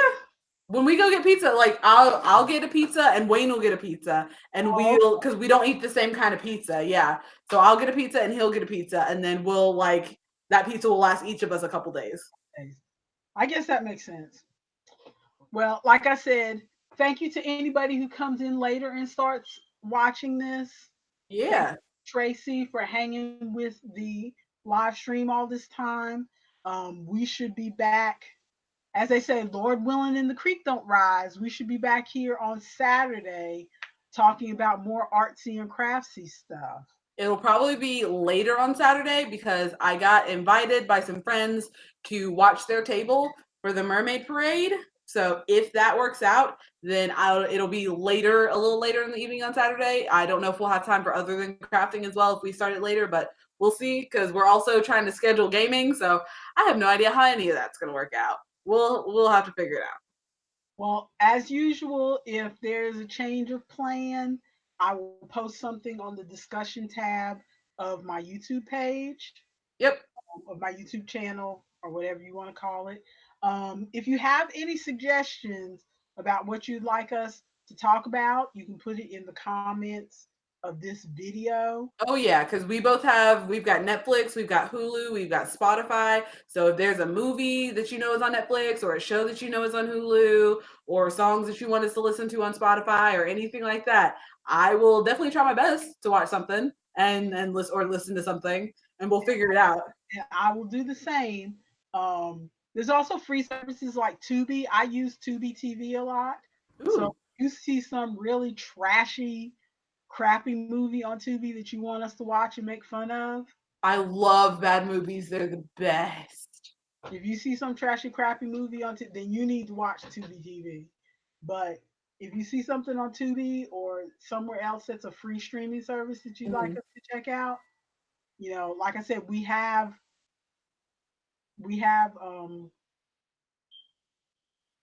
The services. those things. Netflix and Hulu. Thank you. Yes. And Yeah. and I've got Amazon Prime and Daddy and Isaac have Amazon Prime. So we've got we've spanned most of the services, I most can of I the can main borrow, services. I can borrow your brother's Amazon Prime. Yeah. We've got And watch, most of the services to watch things. got most of the services. I've got Hoopla. Hoopla. Hoopla. Maybe you They can have lend me your hoopla. so so if there's something that you'd like us to check out that you think we might be interested in, feel free to note it in the doobly doo, Yep. in the comments, in the whatever, and we'll take a look at it. But until then, thanks for hanging with us, and we'll see you later. Bye. Bye.